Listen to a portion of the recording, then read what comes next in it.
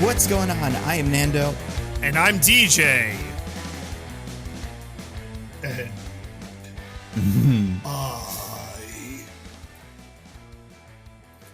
am Diggins. And this is mostly Nitpicking, a podcast where every week we pick apart a piece of pop culture by looking exclusively at the details. Woohoo!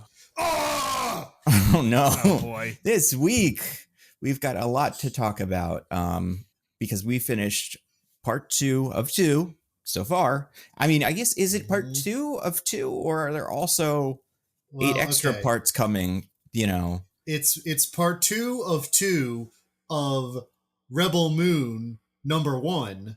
Right. But there might be more numbers of Rebel Moon. Well, and there's like more extended cuts and stuff like that we're going to get over the course. We're going to have to be really specific about which Rebel Moon we watched. The 2-hour one, that is the second one. Without the space vagina in the beginning, which is a real bummer. I was waiting for it. I'm like, is it going to happen? Are we going to get... I was waiting for a space penis or something, like something even more, you know, like the opposite. The culmination. But yeah. They didn't do it because they're a cow or... Well, the culmination is when the space penis meets the space vagina. Yeah, we'll talk about it, but yeah, we got to do Rebel Moon eventually. Do we though? Everybody's talking about it. We see #1, and this one got lower ratings on the internet, so I have to. Now we need to do #2. And we need to do #2. Yeah, felt like a real #2 this movie. I gotta tell you, felt like a big #2. DJ, how dare you say #2s feel wonderful sometimes? I have that. Like, how dare you impugn the great? Yeah, I mean, listen. Yeah, Empire Strikes Back is incredible. That's true, but that was a #5. That's true. It knew what it was. 5. Okay, they should have done that with this. I'm actually shocked he didn't do that with this. Yeah, make this right. like Scargiver 7 or something, just with no plan. Well, this movie, unfortunately, what he did was he already gave us all the prequels in this movie, but like there's like 5 people that go through their backstory. Each one of those could have been a movie. So he really could they have? I mean, I guess they could have been a movie like this one. Yeah, exactly. The potential is so high. And there's comics that exist right now, and I believe maybe a book, although a book might just be a novelization of the movie. But I know the comics are like fully supplementary material, but I have not read them. But so, you know, maybe that's what was missing. We'll get to it. Okay. Speaking of comics, they're making a Deadpool 3, but not really. It's Deadpool and Wolverine. This other director said it's not Deadpool 3, which is sure, whatever. Words can mean anything. They really can. And Deadpool knows that because he can, you know, sometimes he'll take a serious word and then poke fun at it in a way that no one else can, except for She-Hulk and a bunch of other guys. But what did you think of this trailer? Was this good?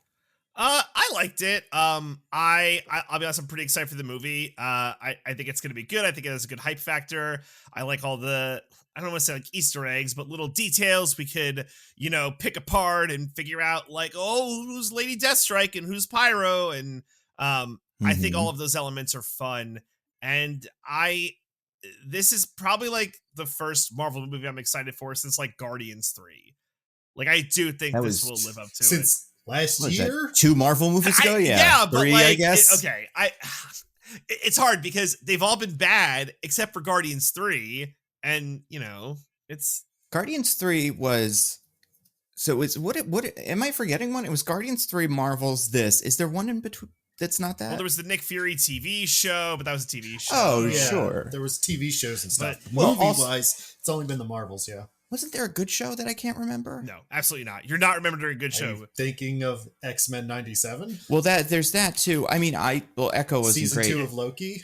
Season 2 of Loki, yeah, exactly. Right. There was Loki, and there was the What If show that was actually good this time. Right. Instead of fine, but anyway, yeah, DJ, you're only saying that because Justin Hammer was in it. Yeah, he was in it, and they did all kinds of great stuff. Diggins, as someone who supports the indigenous communities everywhere, I think it was good, but I understand your difference in opinion. You don't think Gowrie was an interesting character because, you know, it's too woke. They finally went woke. Oh man, I gotta put is it woke on the little thing for this? Right. But I forgot to even write it. But yeah, so this movie, or no, sorry, Deadpool. I don't know. What was cool about it? Well, Diggins, what did you think? Yeah, what did you think? I mean, the trailer seems fine. I mean, it seems like the other Deadpool movies in terms of like tone and humor and whatnot, which I enjoyed those movies, so it'll probably be a fine movie. I I just can't get enthusiastic about them doing multiverse stuff again Mm. because they've done it so bad for the most part. But if the movie's good, then the movie's good. So we'll see. I feel that criticism. I am willing to give them the benefit of the doubt just because like in the trailer there's like the 20th Century Fox logo like dead in the background of that little like wasteland, probably a Goliath wasteland they're fighting in. So it's like, all right, I think that they're gonna have some tongue-in-cheek stuff with it. So if they're gonna poke fun at it, then good. Then they're allowed to do it. They're allowed to do it if they acknowledge that it's stupid.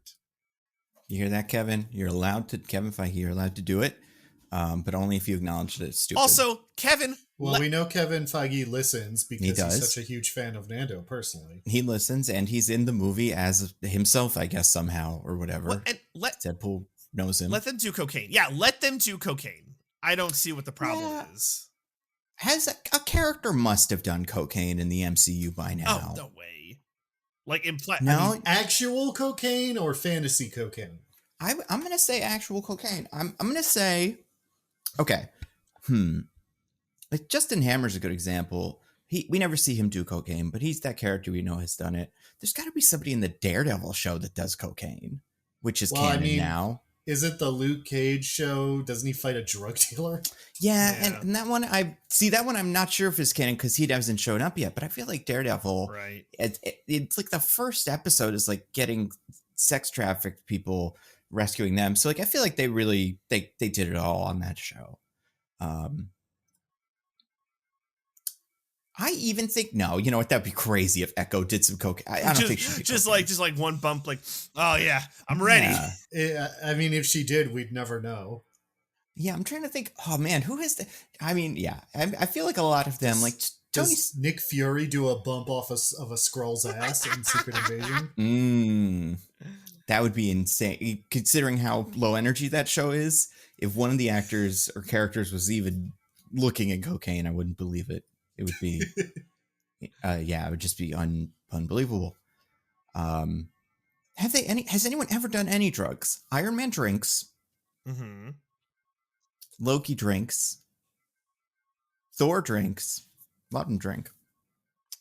Drinking, but that's allowed. Drinking is important, and it is allowed. Correct.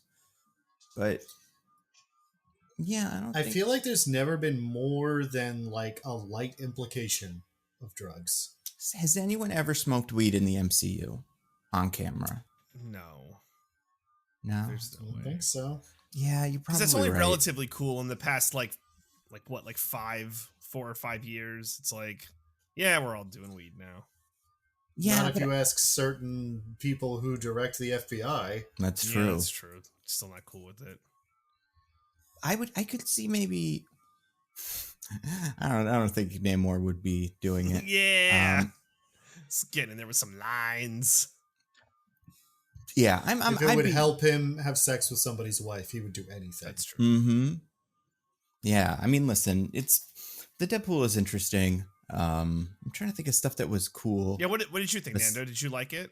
You know what I liked? I liked that we saw Hugh Jackman's big old muscles. Yeah. It was the original costume they was wearing when they did their first shoot was big old sleeves, right? Big yellow sleeves. Because I think he had skin cancer or has gotten skin cancer over the course of his life a couple of times. And like he's always fine with it, but he wanted to protect his arms from the sun when they were filming that outside stuff. That makes sense. And I was like, all right, whatever, fine. Part of me was like, just CGI fucking arms on him. You guys do way crazier stuff. But it seems like at some point they will pull the arms off, the sleeves off, and then big ol' arms will come out. So that'd be pretty cool. Man, I'm gonna feel really bad if this movie's not good because Hugh Jackman got divorced over this. Wait, what? I mean, he is getting divorced, I believe. I think it was a Rick and Morty bit went too far or something. I think that's what it was. No, there was a rumor or like some like report or something that him going back to like big long shoots like this was part of the stress that ended his marriage. But also, I don't know that that's actually true at all. So Okay. I'm just saying things. I buy it. It's good to just say things. Yeah, whatever. Like how Tom Brady threw away his marriage to play more football. Yeah. Well, that one is true. You guys excited for the roast? He's getting roasted? Yeah, on Netflix live, I think. Sunday, May 4th by Kevin Hart's hosting it. Ooh. Well, hold on. I got to see On the list Star for this. Wars Day? I believe it's on Star Wars Day. And they got, who's the one guy who's always doing all the roasts? Jeff Ross. Yeah, probably, Jeff right? Ross will be there. Mr. Peanut. Mr. Peanut. Yeah. All your favorites. Maybe not, maybe. Yeah, but they're roasting Tom Brady. Wow. I'm sure it's gonna incredible. be great. Well, you'll have to report back, DJ, once you've watched every second. I am going to watch every second of it, right? I don't like that. Like the badness of it doesn't scare me. In fact, that'll make me like it more. Like if it's absolutely terrible, I'll be like, this is so good. Finally, Tom Brady made like a bad choice because his life has been full of good choices and now he'll have made a bad one. Yeah, famously, Tom Brady has never made any bad choices in his life. I mean, it's worked out for him so far. I think we could all learn from Tom Brady. Thomas Wasn't Brady. he in Ted 2? I think he was in Ted 2 because he's a Boston he guy. was in Ted 2. Was Ted 2 good? I never remember. watched Ted 2. Ugh, maybe it was good. Damn it. Sometimes we Ted were stuff is talking good. a mere 2 minutes ago about how he, in his twilight years, decided he'd rather play another year or two of a sport that will kill him rather than be with his family and loving wife. He made a lot of money off playing football. Also, I don't know. There's no universe in which he does not already have more money than he will ever possibly spend. Wait, wasn't he part of the Sam Bankman-Fried contingent? He was.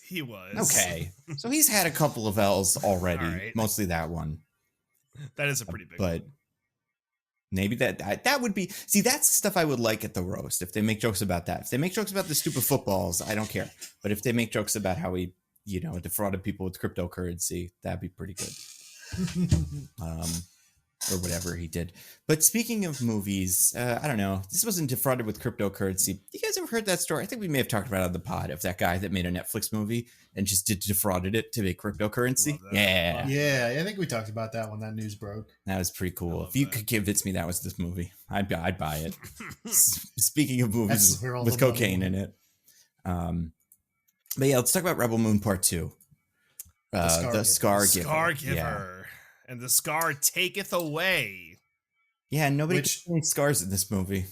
I was going to say, I love how we hear I assume is her whole backstory, but also I assumed that last movie, so who knows? Yeah, right. And at no point does she give anyone a scar. I'm like, what's with that nickname? Last movie she did. But she called her the Scargiver last movie before she did that. Oh, right. And even the guy Why that is she she gave the a Scargiver? And the guy that she gave a scar to, she thought she killed. That doesn't count as a scar. He was brought back to life with a scar, but she killed you. Scargiver would be I feel like there may be, I think she did give Belisarius a scar at some point with a random errant bullet or something like that. But that's as close as I think they got to any important scar giving. Just gotta give I don't know. Scars, I guess, That's probably what autocorrect did when you typed Skywalker into the search. It's like, ooh, Scargiver. That's actually, you can do that. The last Scargiver. Yeah. So let's talk about the Scargiver. As far as we know, the last one, although maybe the first of many more. It's true.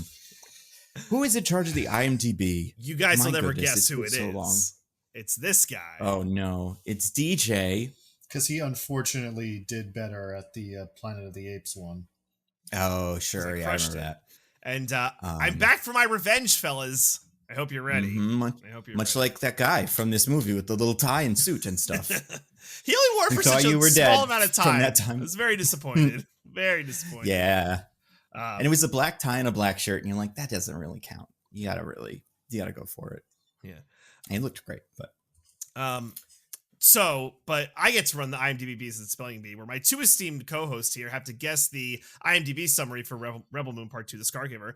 And folks, you must be wondering, where does the IMDb summary comes from? Well, this was actually very simple, because you never heard this before. But what IMDb does is they, anytime that they need to have a summary done, they have someone watch the movie. They kidnap someone off the street, make them watch the movie, and then they release them and give them $1,000. And it's not a crime because you gave them money at the end, even though you didn't have their consent. But before they release them, That's how crimes work. They download the contents of their brain and they put them inside to a robot. And then when it's time to come with a movie, they have all these robots, and then they pick one at random, and then they have that robot give the summary for the movie, even if it was for a different movie, because there's just no time. They have to just give it for the robot they pick. They haven't cataloged the robots well, so just grabbing robots and having them give summaries for movies. So sometimes Sophie's Choice winds up being Pulp Fiction. It's fine.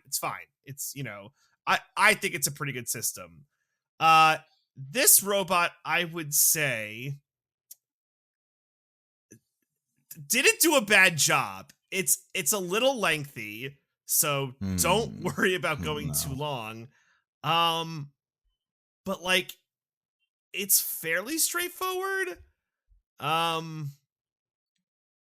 Oh, this is tough. I would say it is 2 full sentences. So like there's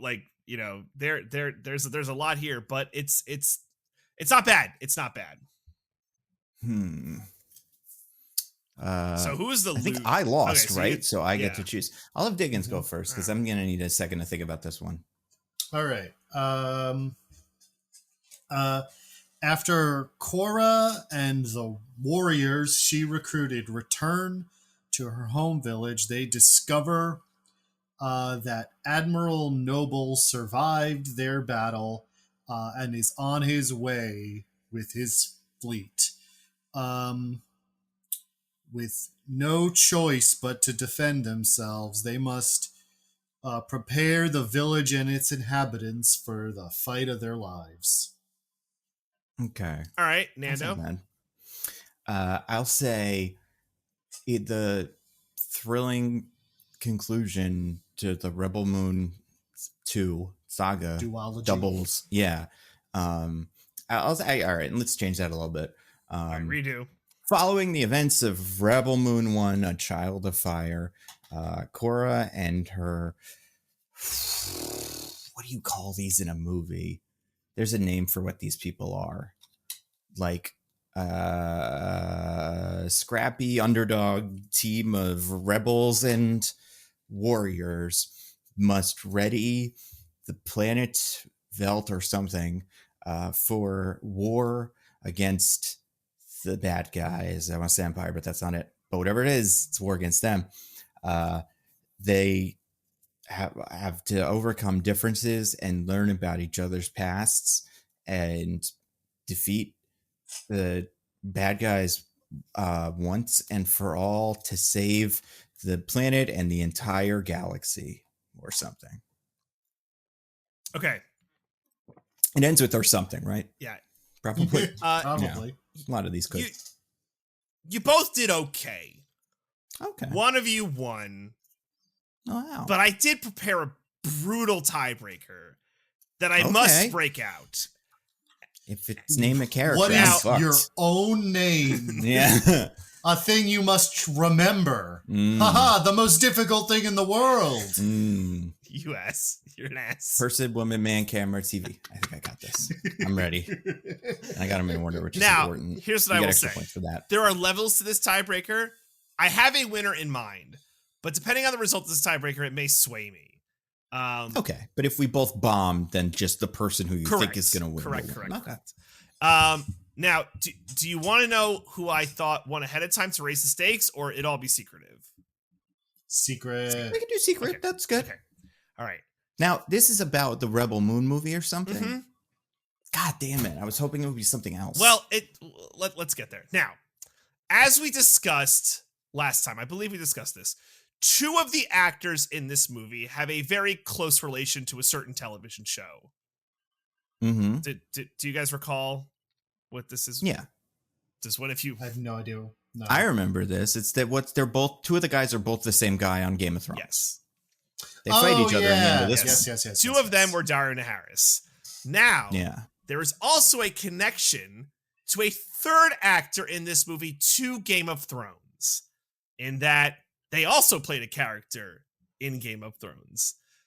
The third Dario Naharis. I want the character in this movie, and then who they played in Game of Thrones, and like you have to give me like an exact character name, but more or less describe to me what they. If you give me the character name, you like outright win this. But like an idea of who they were, what they did in Game of Thrones when they appeared, etc. Okay. Sound fair? Yeah, sounds fair. Sounds Sure. more than fair. Do we have to remember the name of the guy? Can I describe the guy in this movie as like? If you could at least give me the character name.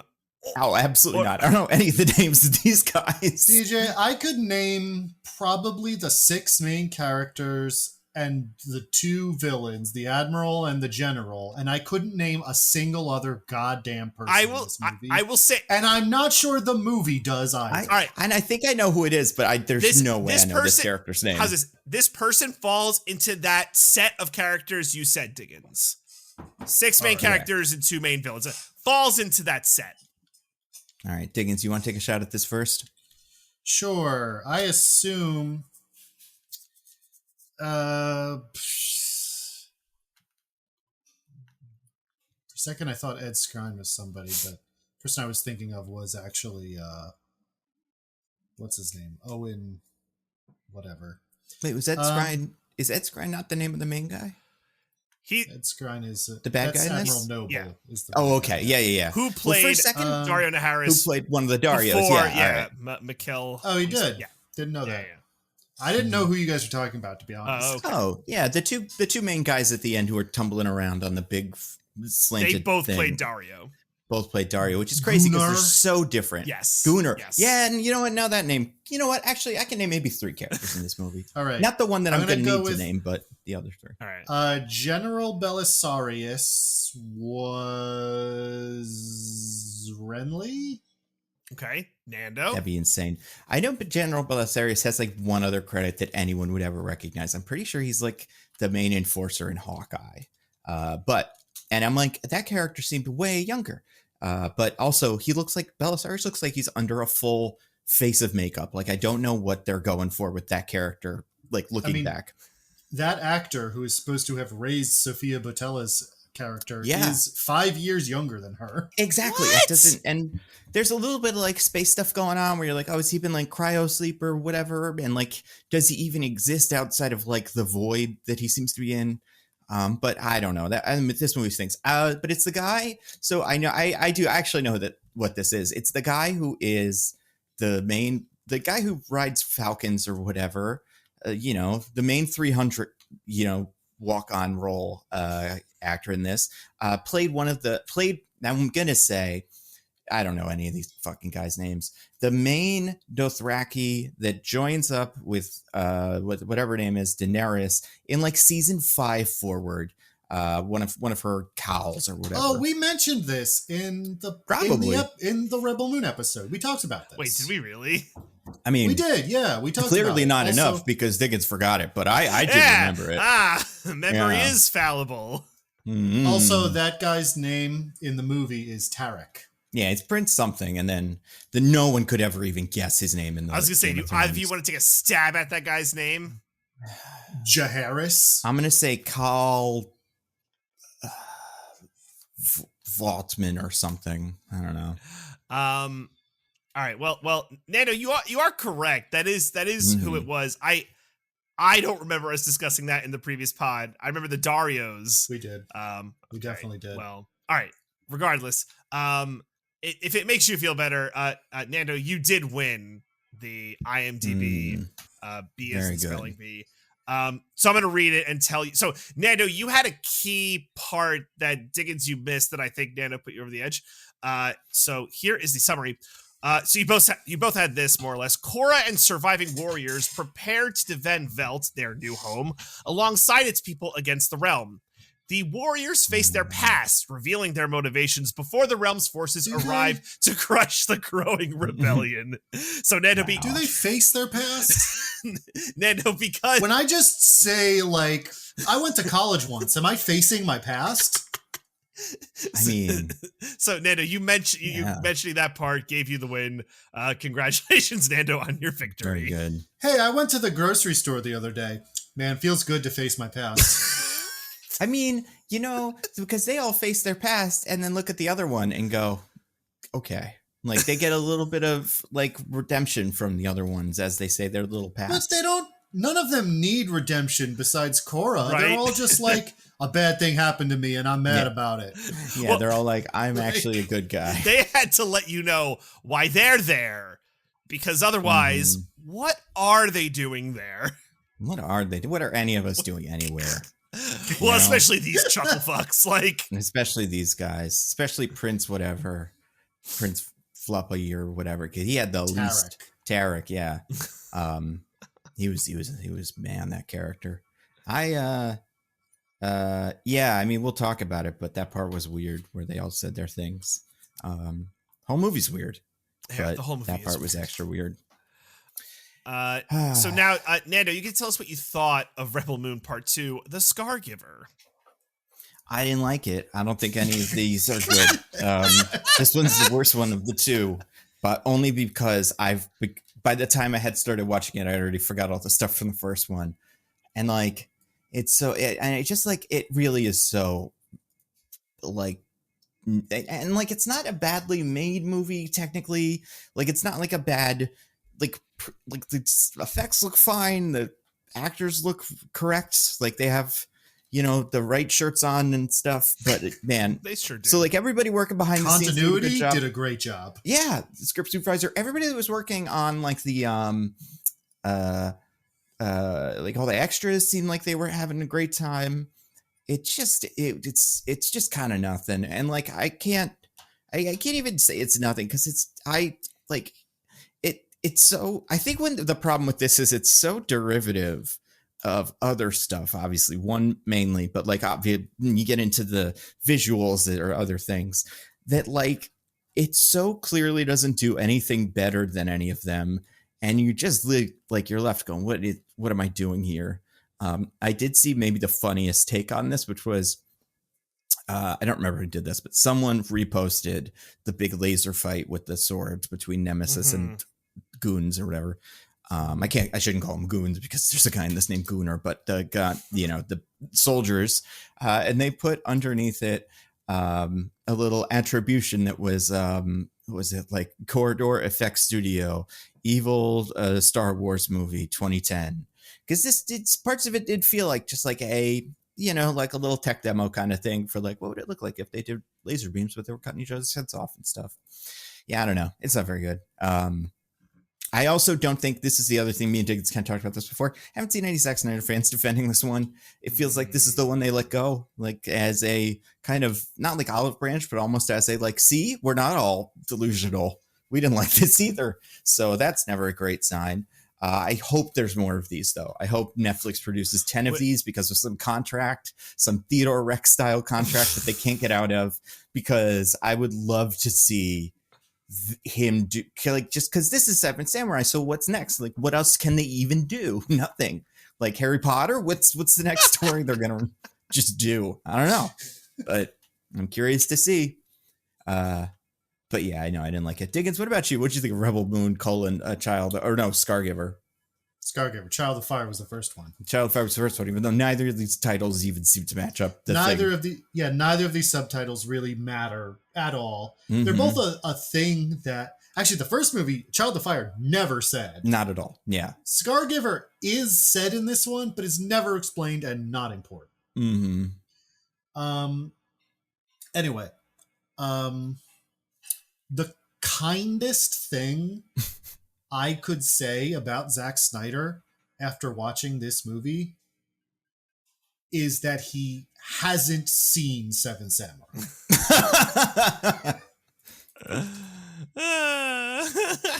It's, who has the time these days? Because if he has seen Seven Samurai and then made this movie, there's the inescapable conclusion is that he simply did not understand it. Quite possibly. So it's either a lack of pure knowledge by having not seen it, or a lack of critical thinking. A lack of ability to interpret theme, subject matter, even just directly things characters say. Because this is a Zack Snyder movie, and it's chiefly concerned with being cool. Yeah, it's and true. Having cool fights and explosions and stuff. Seven Samurai is a movie about the cycle of violence and how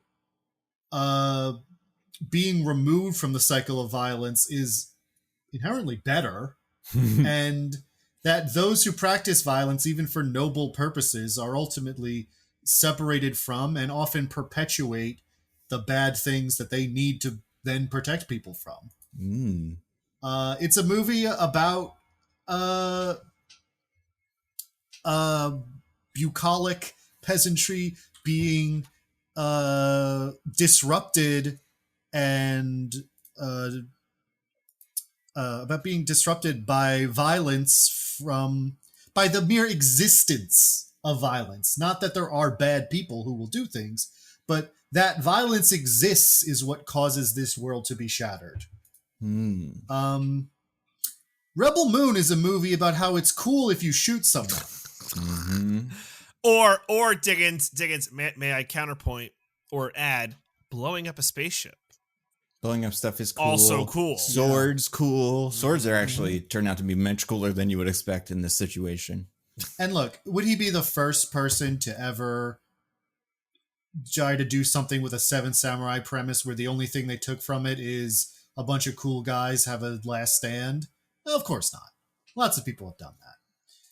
But, this is so much just Seven Samurai in a worse Star Wars universe that the fact that he seems to have so badly misinterpreted what that movie is mind-boggling. Yeah. So, yeah. Everything Nando said, of course, is also true. It's just very boring. And the characters are constantly saying what their emotions and personalities are and never demonstrating it in any way. It's a very bad movie for all those reasons, but I figured this was a thing neither of you guys would talk about, so I wanted to spend my time talking about that.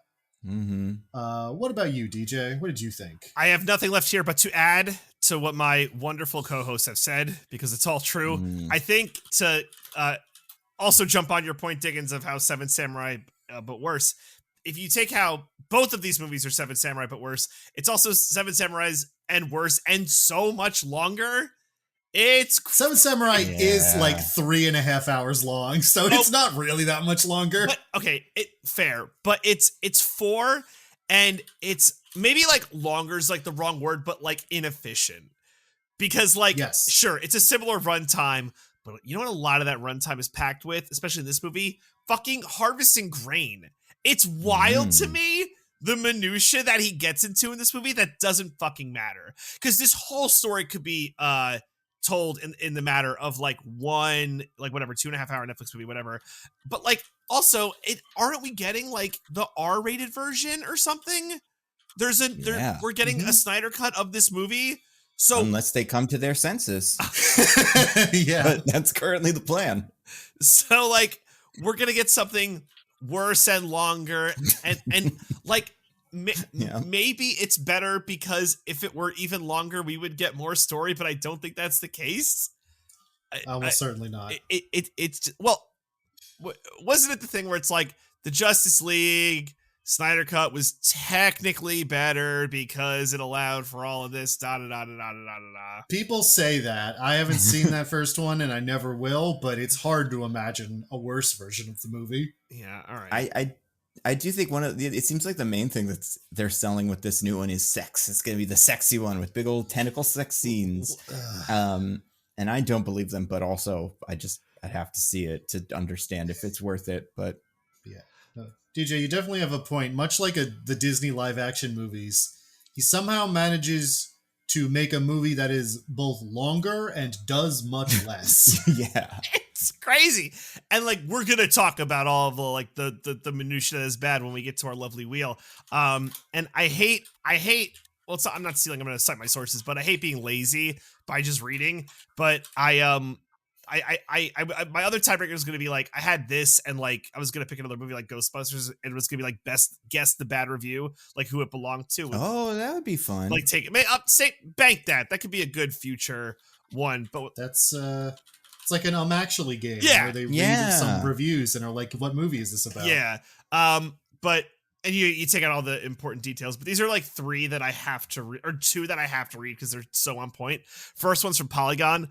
Ultimately, if Rebel Moon ends with the Scargiver, it means the best Rebel Moon story has yet to come. The one-sider will tell about what was supposed to happen in Rebel Moon Part 3, parceled out over his next decade of interviews. That's right.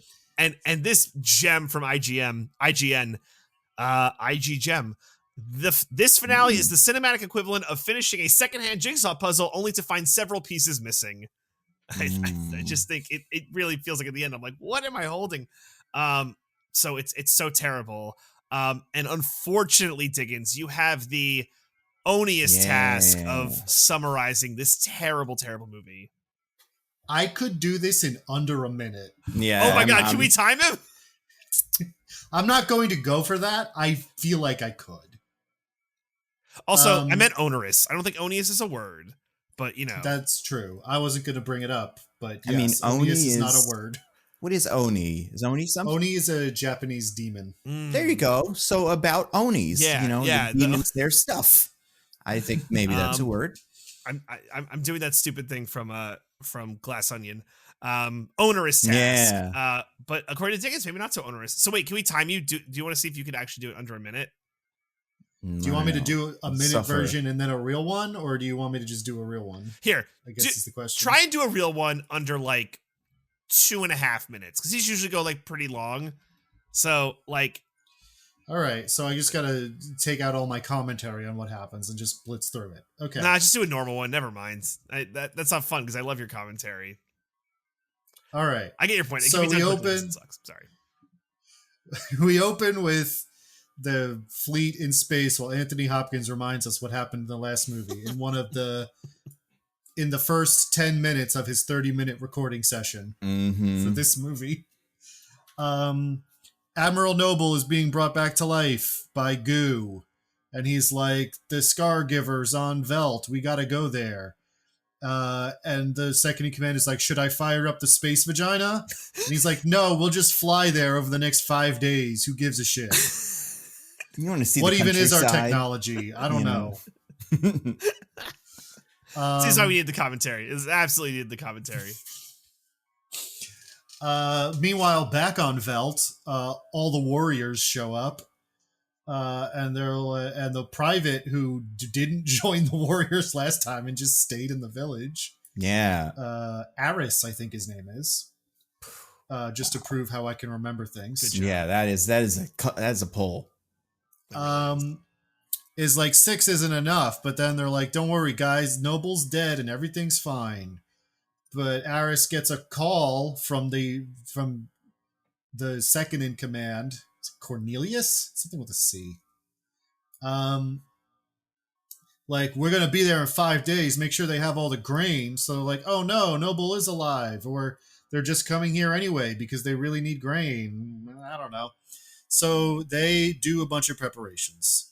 They harvest all the grain so it can be in one place, so they can't just blow up the village. I guess. Well, I was gonna say, but they probably got they targeted could. guns. Yeah. But whatever. That's the conceit. And they build up defenses and they train the villagers. And by train the villagers, I mean they give the villagers guns, and the villagers immediately know how to use them and are super good at it. And they cutting off straw man's heads the first second they get Oh yeah. like bladed weapons, and I'm like, Zack Snyder, do you know what a montage is? Mhm. It's not just you show everyone doing the cool thing. It's supposed to be about them learning. But he also does, and maybe it's not a montage, but he does it all of the boring things, like harvesting grain. Oh yeah, I'm cutting out so much slow-mo shots of harvesting grain in this summary. You guys have no idea. It's crazy. 2 different cuts. It's truly crazy. 2 different cuts. Yeah, I think the way to tell would be go into the movie, anybody go into the movie and just like pick a random 10 seconds of the movie that's not in like the last 30 minutes. And there'll probably be some grain harvesting in it. Like there's a good chance it'll be nothing but grain harvesting, including nothing but one shot of 10 seconds of grain harvesting. As it falls to the ground, it's cut. And then somebody's sweaty and they wipe their brow because of a hard day's work or something. Also, Jimin Hansu decides that he's not alcoholic anymore. Oh, Jimin Hansu. Jimin. All you got to do is just decide that you're not an alcoholic anymore. That's all it is. That, or he was drinking Michael's secret stuff to bring a callback to the Theodore Rex live stream. Could be. That's Anyway, true. Or no, something. Never mind. Yeah, that was because Mark Wahlberg owns it or something, right? That was the Mark Wahlberg he made thing, sorry. Yeah, with P. Diddy, his good friend. So speaking of Jimin Hansu, at one point he gets all the warriors together and is like, everybody tell us your backstories. Here's mine. And all of their backstories, as I alluded to earlier, can be boiled down to the Empire did something bad to me and I'm mad about it. Yeah. Wouldn't you be? Wouldn't you be mad? And then I like that Zack Snyder made this movie easy for the honest trailers guys. It's very clear which parts you're going to put in and the backstory bits and stuff. I bet their names all rhyme with some joke he's already made. It's like that episode of 30 Rock where she tries to Weird Al proof a song. And it didn't work here. It didn't work there. Well, actually, it did work there. But Zack is not as smart as Jenna. By the way, Korra and Gunnar have gotten together, so he doesn't need to goon no more because they fucking. Yeah, Gunnar. Who? No, Gunnar has a mustache. This is a new guy. I spent a full 10 minutes going like, oh, it's cool. It's like his brother or something, right? That's a good point. Yeah, maybe I was too hasty in giving the continuity people that shout out. That's true.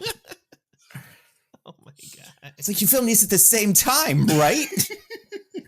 That's the whole thing. Yeah, that's the stupid point. Yeah. It's like if you did film it like that, but then halfway through just replaced it with a different actor. It's like much like Dario Naharis, you just go. What if they switched places? What if he was the admiral and then and Ed Skrein was Gunnar? I would love that. They're like, we've done this once before. We could just like at high school or like grade school, seeing if teacher notices. Exactly. Sometimes they don't. Yeah. Anyway, they're boning daily and nightly and ever so rightly. And while in one post-coital session, she tells him the rest of her backstory that she didn't already tell him in part 1, which is unbelievable that there's more. Yeah. Well, and what was the new part? Like what? The new part is she was present when Belisarius assassinated the emperor, or they keep saying king, even though I'm pretty sure they also call it an empire. Assassinated the king and the queen, and she killed the princess, who was her charge and who she loved. But then Belisarius tried to pin all the assassination on her, so she escaped, and that's how she ended up on Veldt. Okay. But she won't say that to all the warriors in their backstory sesh. Well, because she probably expected the backstory sesh to be, mean backstories about how, I massacred my whole troops. Yeah, but instead, they're all so nice. She was like, I guess I can't tell mine. You got to make up a nice one for me. Mine's a little mean. That's true. Yeah. Anyway, then the bad guys show up. And Ed Skrein is like, I'll leave the village alone if you surrender. And she's like, oh shit, really? Damn. Yeah. I should have thought of that sooner.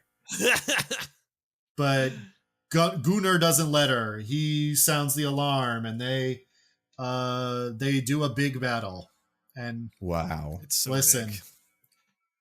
I could try to go beat by beat here, but honestly, who gives a shit? There's a big fight. Nemesis dies protecting the women and children. Cora and Gunnar go up to the dreadnought. They sneak aboard with her old ship and like uniforms from the guys they killed at the start of the last movie. That's a good idea. That should be in a movie in space. So I can't even imagine what it would be like. Yeah, where there's some kind of war amongst the stars. Mm-hmm. Yeah. Anyway, so they infiltrate. She puts a bunch of bombs in the engine room. They find out she's there. So Admiral Noble shows up to fist fight her again. And it's like, this is literally the same exact way the other one ended. Yeah. There's no new emotional development or catharsis to this whatsoever. Well, he has to do it for real though now. Like he's gotta do it for real. It's kind of the whole problem with this movie also. It's just the first movie again. Yeah. There's nothing that's in this movie that like wasn't already in the first one, basically. Mm-hmm. Yeah, it's true. Yeah. Besides the robot is new. That's He's true. sick as hell. Very But everything else is Anthony Hopkins, the robot? Yeah. He's not yeah, new. but like the robot as a warrior dude. Like he did shoot that one guy. That's true. I forgot about that. He like no scoped it. That's not what I'm talking. I want badass robot. Yeah, there's 30 seconds of Anthony Hopkins robot messing some dudes up. So I guess that's the one bit of new content in this movie.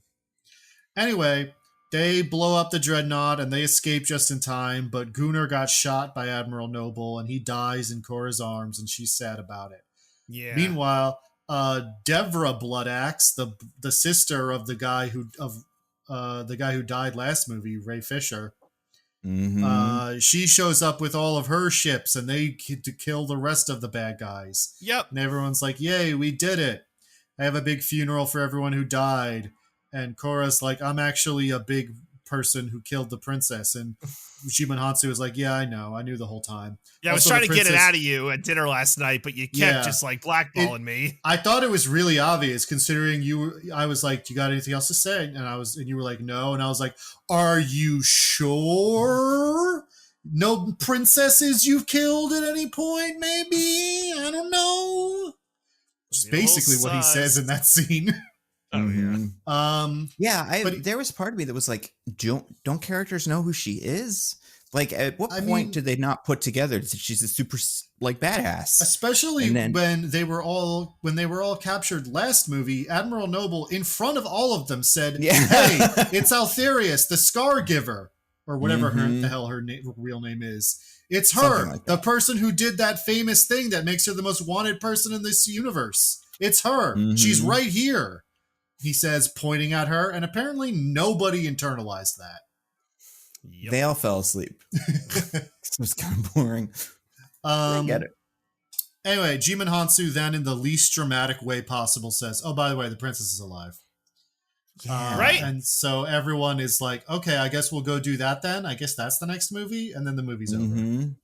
Rebel Moon 3, the princess is alive. I have so many questions about how she's alive. But by the way, I don't know if you mean Rebel Moon 2, because these were Rebel Moons 1 and 2. Rebel Moon 2 Rebel Moon 1. So this is next one will be Rebel Moon 2 Part 1. Forgive me if I missed that you mentioned this, Diggins, but Cora does shoot the princess in the chest. So I did say she killed the princess. Right, but specifically like shot her in the chest, right? Oh, yeah, and then all her magic blew up out of her body. Right. Yeah. So if you guys forgot, the princess is fucking magic. It's not science. She just has magical powers. Yep. So yeah, like she's not dead somehow, even though seemed pretty definitive when we saw the flashback. Yeah. And not a lot of ambiguity. I think I said last podcast, it really felt like they were setting up that the blonde girl she's friends with in the village was also the princess whom she escaped with. Yeah. Which really seems like the much more logical way for this to go. But I guess it was more important to be surprising. Yeah, and that would have been interesting too, because then it would be like, oh, you're not like this whole Scargiver thing is something you kind of made up to protect this princess. Like, you didn't kill her. You just wanted everybody to think she's dead. Maybe, do you think that was in a draft of the script? And they were like, after they were done filming everything else, Zach, you're crushing it. This is going to be the hottest, biggest thing ever. We got to give them something. We got to give the people something to wet their whistles and like get them excited for 2. So they were like, you're not the princess. Someone else is the princess. Maybe. Could be. I don't know. How much time passed in between the princess murder and now? It's so well. I think she said she'd been there for 2 years. That Right? I was about to say. Okay. She's like, I arrived 2 years ago, and she fled right after the murder. So yeah, 2 years, I guess. So it has to be the same actor, or you'd expect it would be the same actor when they meet her. Although she's magic, so maybe she's a little 2-year-old baby now. Who knows?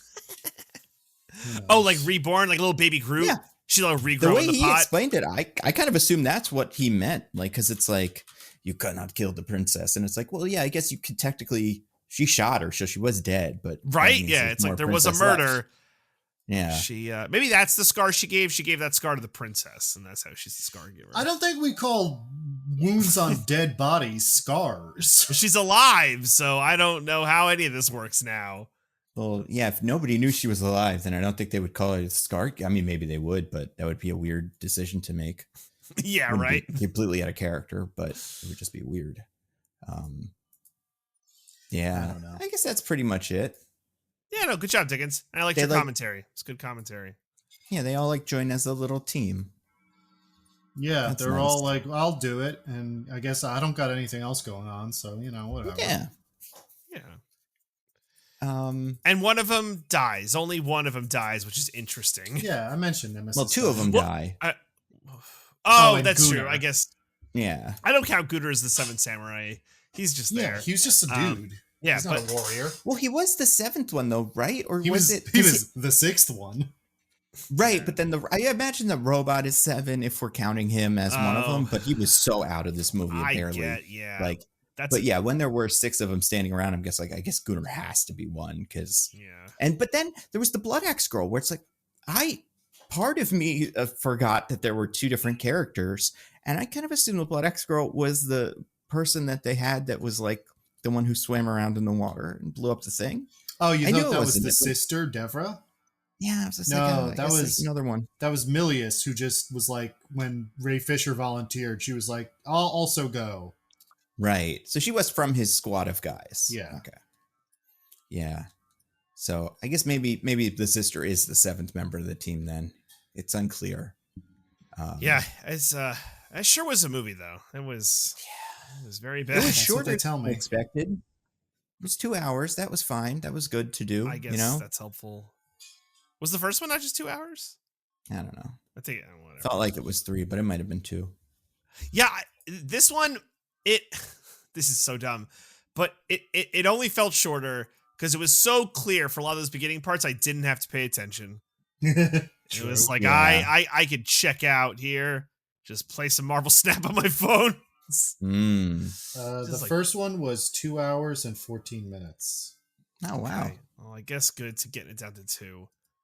Boy, what a terrible not person, but just I don't know. He needs a win. I don't know what that win is, but he needs a win. Who? Zack Snyder. This is He's has so many wins. People give him hundreds of millions of dollars to make terrible movies. he needs a more recent win, I guess. I don't know. It's What been was his last movie before this? Did he make something? Dead Army of Dead. Army of Oh, yeah. Dead. That was okay. I think people mostly were like, that's fine. Yeah, I guess. I mean, of his movies, it was probably in the upper echelons. And he's doing a new show or something. Like they released a trailer for that today. Yeah, if It's anything, like a cartoon, I think, or if something. anything, DJ, he needs fewer wins. He needs to share the wins. You think we need less Snyder? Will help us? Listen, like I said, I don't want to gatekeep here. I think anyone should be allowed to, is allowed to make art, but I think people should stop giving him hundreds of millions of dollars to do it. Right. Yeah. Go more guerrilla. Go more of an indie route. Is what he needs to do. Kind of like what they did with what's his name. Not that they're the same even, but like M. Night Shyamalan, I feel like had his like big fall, and then he like went back to basics and made that movie that doesn't really work, but like it's okay. Where James McAvoy is a big old serial killer / monster man. Okay. And then he already has blown all of that goodwill with Glass, but still, like he did come back. It would be like if they just let him keep making Avatar movies forever. It's like that's not how this works. But thankfully, our streaming companies have infinite money and no game plan. So it's like, maybe. We're getting that Tom Brady roast from Netflix, so Yep. they sure must know what they're doing. Maybe Zach will show up at that. Yeah, good time. Oh, You have a football guy? I feel like if anything, he's like, seems like California-y, but I don't know where he's from. Let's see. maybe they can do Anybody a want roast. to take a guess where Zack Snyder is from? New Jersey, because this always just Missouri. like burns me about how like, No, they're so- Diggins is closer, and I'm sure he is a football fan. He's Green Bay, Wisconsin. Oh, Yeah, think he's an Aaron Rodgers guy. I guess so. I could see, or he was an Aaron Rodgers guy, I imagine. I mean, I Right. imagine he grew up in the Favre era and probably can't let that go. Yeah. But yeah, that's interesting. Yeah, agreed. Kind of. I don't know. Ah, Yeah. Do you what was the other thing I was gonna say? There also is another Army of the Dead sequel that's also coming, maybe too. There's like so much stuff. In fact, there's 2 Army of the Dead sequels currently on the hook. Like they just Well, won't how stop much? making How these. much of that is about the prequel of the Safecracker character, which I don't think involves Zack Snyder really. So these are 2 things he is set to direct. Army of the Dead Las Vegas is a TV series, and then Planet of the Dead, which is the follow-up to Army of the Dead 1. Wait, what do you mean Army of the Dead Las Vegas? That's the setting of the movie. I don't know. I mean, that's what the IMDb says. And it's got the same cast as the old one. Tig Notaro is here. Vanessa Hudgens, so some new people, in fact. Anya Chalotra. Who are these? Like, what? I don't know. I mean, we'll see.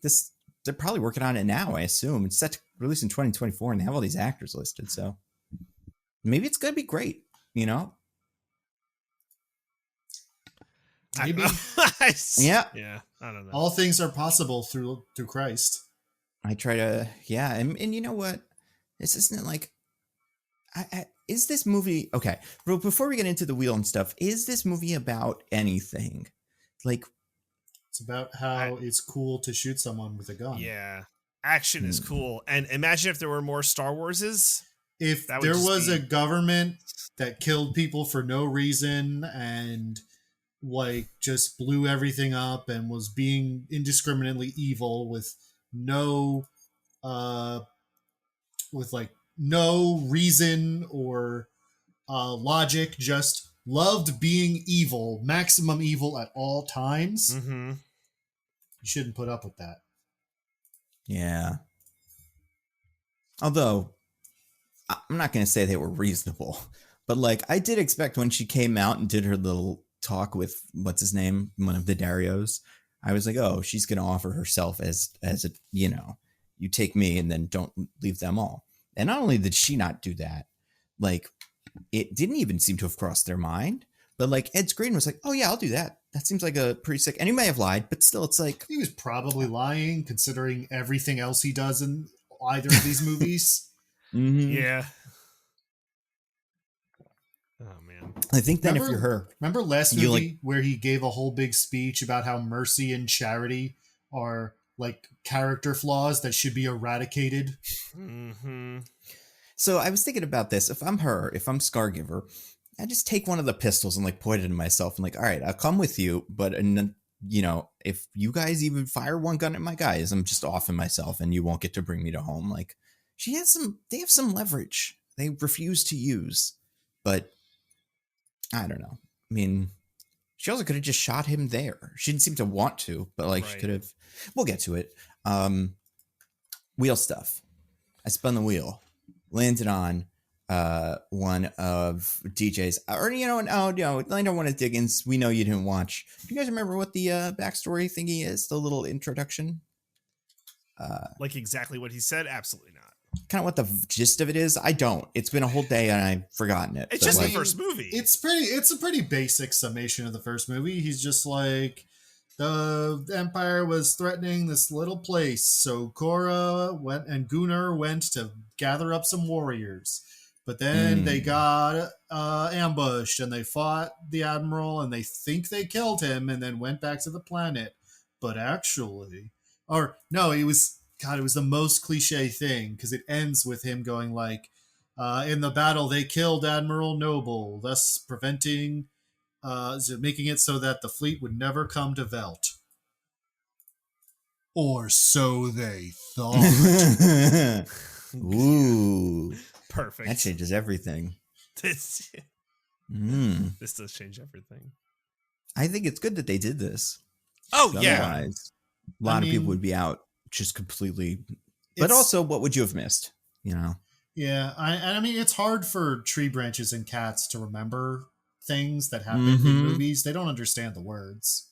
So they definitely needed a refresher, all those tree branches and cats that watched the first one. I feel like cats understand some words. Yeah, I think they say Scargiver enough that the cat knows who the Scargiver is. It doesn't know what Scargiver means. Yeah, I mean, But, cats like- understand words in that if you say a word and like point at something enough, they will Yes. learn to associate that word with that thing, but they don't understand it. Do you think this is a movie made for cats? Because it does feel like there's some of this direction in the scenes and like the way they're kind of going is like you say your name and be on screen for a while, and then I'm going to say my name and be on screen for a while, and it's like good. That way all the cats know who's who. Lot of movement, right? Yeah, I could Here's your see picture that you can hold up next to your face that we're going to say your name, and yeah, that was pretty. Honestly, the shaving of the beard is the thing that I'm like, cats probably don't know who this guy is. Like, they're probably flipping through the, Rebel Moon comic book, like, was there a guy I missed? Meow, meow, meow. He looks similar to the other one, but different. Yeah, the beginning part was weird. Did they give us any interesting information about, like, when they recruited Nemesis? Like, was there anything in this that I feel like there were some things that it felt like the first movie skipped? Did they do any of those in the intro? I will say that, like, it's so interesting that for this, they, instead of a summary being, and Korra recruited 5 warriors to come be at their side and, move on.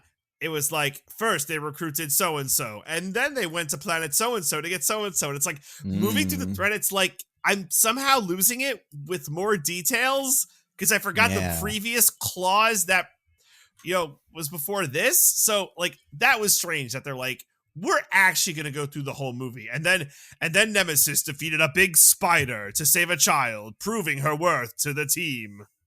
That sounds great. Which I guess they just should do, because to Diggins' point, no one watched the first one. Although I must assume, and I don't know if they talked about the numbers, I assume no one watched this movie. It must have been dozens of cats. I'm sure I can figure it out because they give most of that information. But they lie. They Well, I mean, they lie, but I feel like even their lie will be in like a they'll give a more realistic number. I bet they will lie within a scale of you'll go like they do know that this one got watched less. Okay. Even though it's by a magnitude of 10 on both sides. This is Netflix top 10. I mean, do you think this is the highest thing this week? Was there anything else they even released that could be the hotness?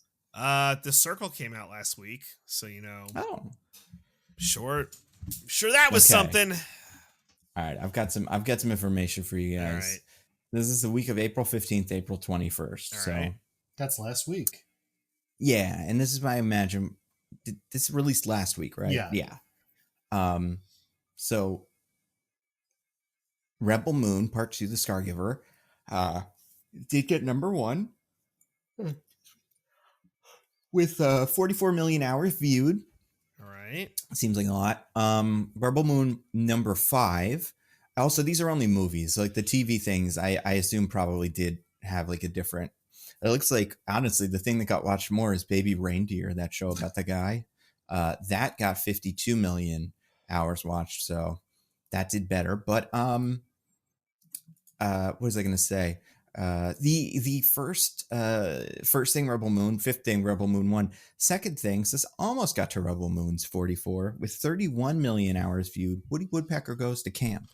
All right. I didn't even know they made that. Good stuff. That really puts this in perspective, huh? Yeah. I kind of, now that I'm thinking about it, I'm like, oh yeah, I remember seeing a trailer for this.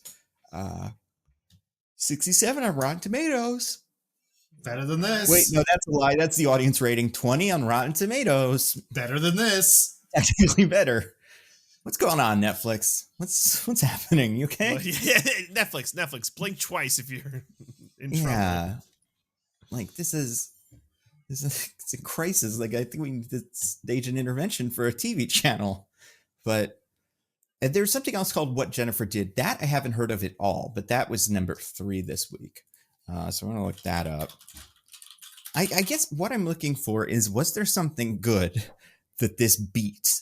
Or is it just like this week is the least like quality week? In fact, What Jennifer Did, I don't know if you guys saw this, is the true crime documentary where they made a couple of photos up. Yes. Yeah. Oh man. Where they made the murderer, or was it the victim? God, who I think was it's it? the murderer, or it's like the presumed murderer or something. Right, they made the presumed murderer. They made up a bunch of photos where she's like happy, so they could be like, she's complicated.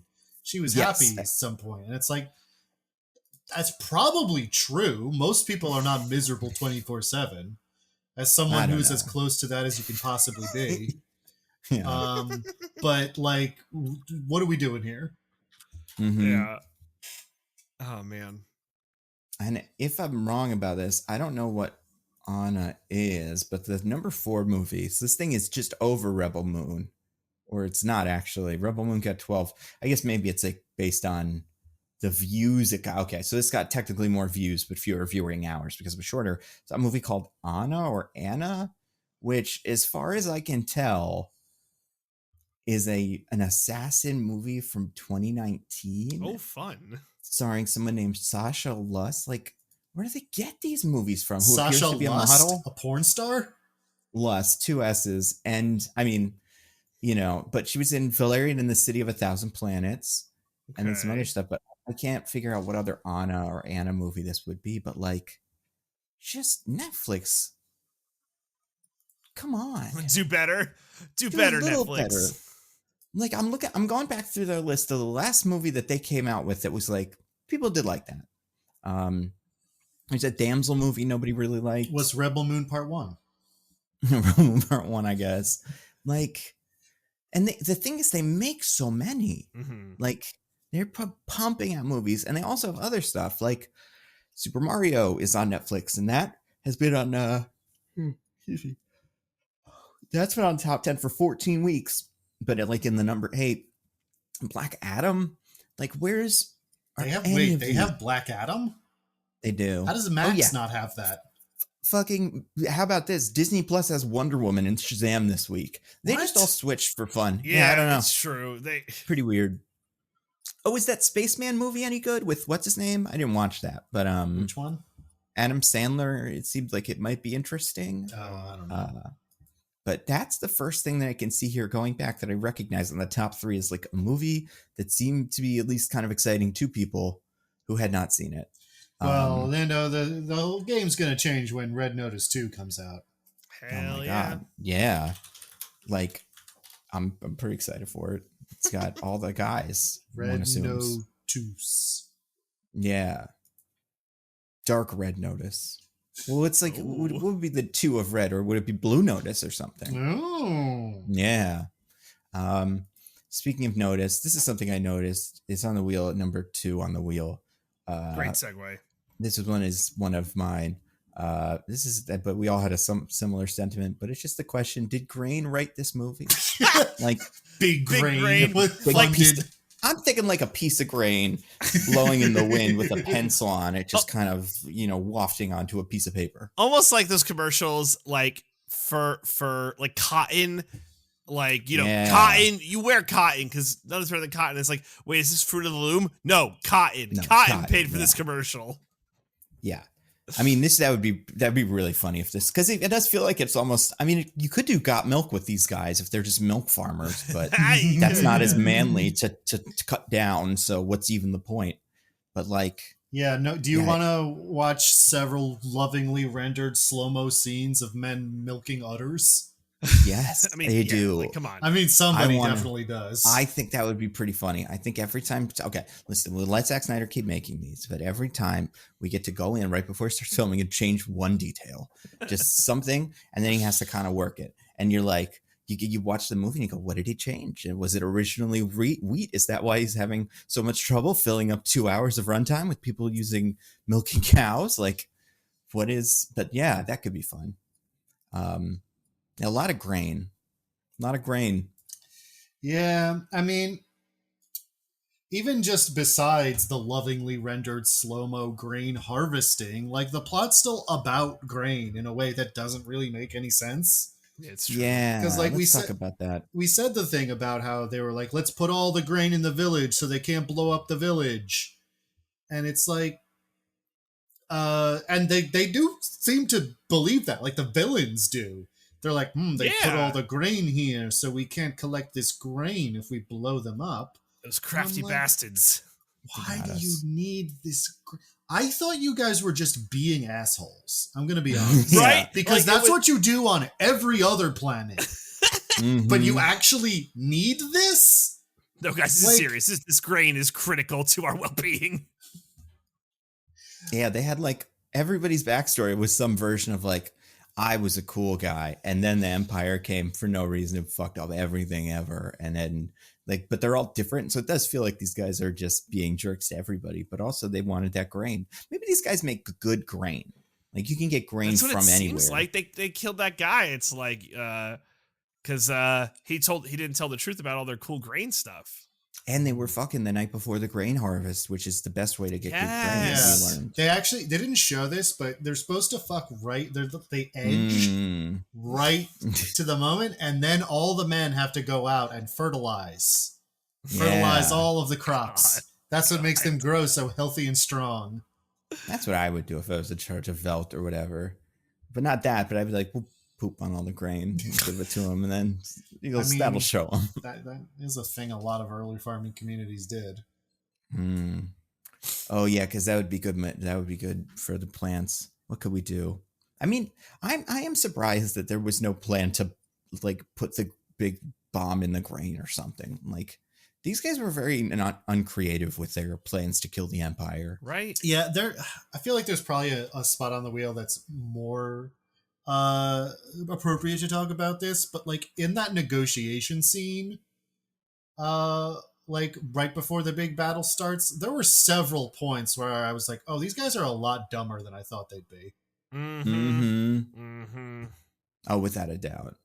I don't know how they got this far, but everybody's pretty dumb in this movie. Like I don't think anyone is particularly clever.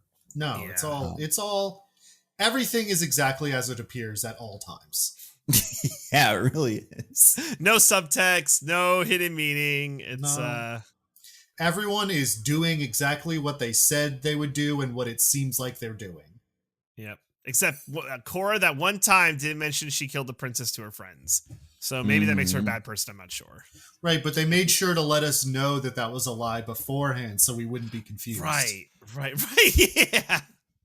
And it reminds me too, because not talking about plans even, but just talking about, remember the bit, because this isn't on the wheel, I don't remember his name, where the kid who switches sides in the last movie is apparently doing all the little communications and going like, yep, grain's right on schedule. Yeah, no worries, everybody over there is busy with the grain, so they told me to come. All the other guys are right off screen whipping the peasants.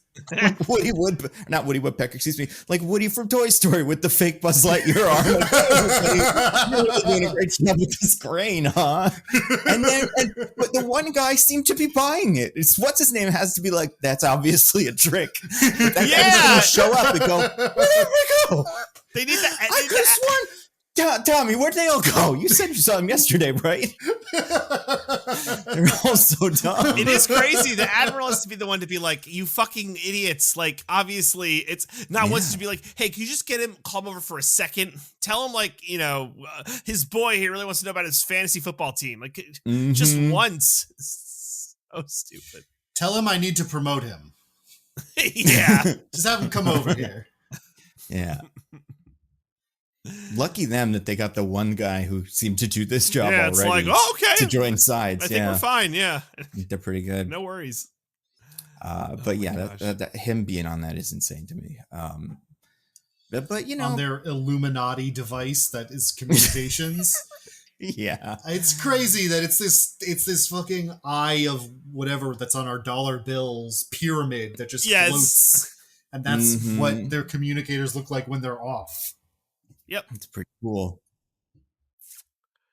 I don't know. There's some things in this movie, like we're saying, some of the design choices were cool, and some of them were just kind of weird, but not in a cool way, in a weird way. Yeah, every once in a while, there's something that's actually fairly creative, and I'm like, that's kind of interesting. But there's no consistent sensibility to any of it, which I think is why it doesn't really work. Yeah, it's true. Oh my gosh. I wish I don't know. Part of me is like, why is this even a sci-fi movie? You know? Just make Seven Samurai with people and like regular swords and regular guns. Nothing in this movie needs to be sci-fi, even a little bit. Make Magnificent Seven again. Who cares? Yeah, make that one. And like, whatever. Make it in the present day so it's kind of different. But like, I don't understand why we even did it now that we're looking at it. Speaking of things I didn't understand we did, Diggins, let's spin the wheel. One of yours, top 10 least passionate kisses.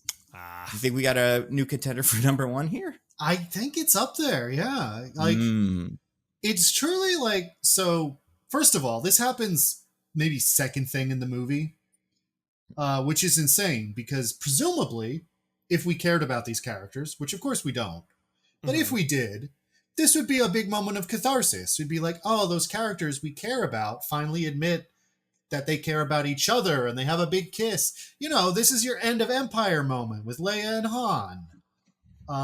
Since this movie rips off Star Wars a lot.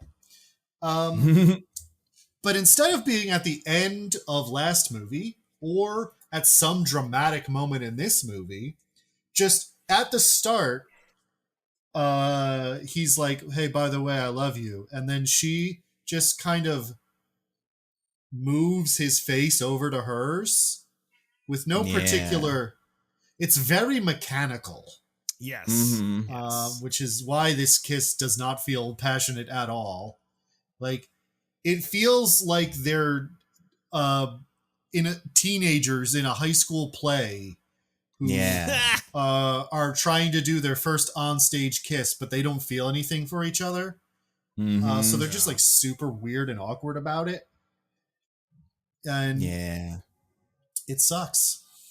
Who do you think is what is your current least passionate kiss in any movie? Do you guys have any that stand out? I'm trying to think if The Rock ever has a very... I was going to say kiss. The Rock and Hobbs and Shaw kissing the Vanessa Kirby, I think is a rough up one. There. That's in the top 10 probably. Besides that though, I do think this is quite, and it's just so pointless. Like especially through the first, if we didn't get a whole movie of them already just being friends, I don't think I'd care, but with this, it's like we know they don't really have feelings for each other in a way that's interesting. So, but also this movie is just like, it's almost a new movie, you know, like they're trying to kind of pretend that was what it was. So good for them, you know? Yeah, I guess. Maybe she just hated his facial hair, and now that he's shaved, she's like, oh, like, thank God. This is not a game breaker for me anymore. I mean, truly, in last movie, it really was just like Charlie Hunnam goes like, by the way, I knew you love her. Yeah. I was like, wow, news to me. Yeah. Maybe he was just like, I guess I'll go with this. Maybe she'll kiss me. She probably heard him say that. I think that's right. I will say it is wild that like the last movie had like at least it had the moment of, oh, they're captured and what's going to happen? Will they make it? Da, da, da. And there is nothing like that in this movie. It's somehow so much lazier than the first movie. I don't know why. What are you talking about, TJ? There were multiple moments where everyone was celebrating, and then you heard a big like, and then everybody looked over, and there was even more stuff to do. That's true. That's pretty dramatic. When the big robot that roars like a monster for no reason showed up. Yeah. I mean, that kind of looked cool. I like those things. Those things were pretty sick, actually. Everything else was weird. You remember when they put Jimon Hansu in one of those little hats? Because I got it going right now. His little newsboy cap? Yeah. Do you think he brought that with him, or do you think he was like going through a big chest of stuff, lost and found? It was like, oh yeah, I like this. You guys think I could pull off his cap? You know what? It does look good on him. So he can pull it off. Oh, he pulls it off very well. Yeah. Mm-hmm. You would assume that's just what that character wears every day.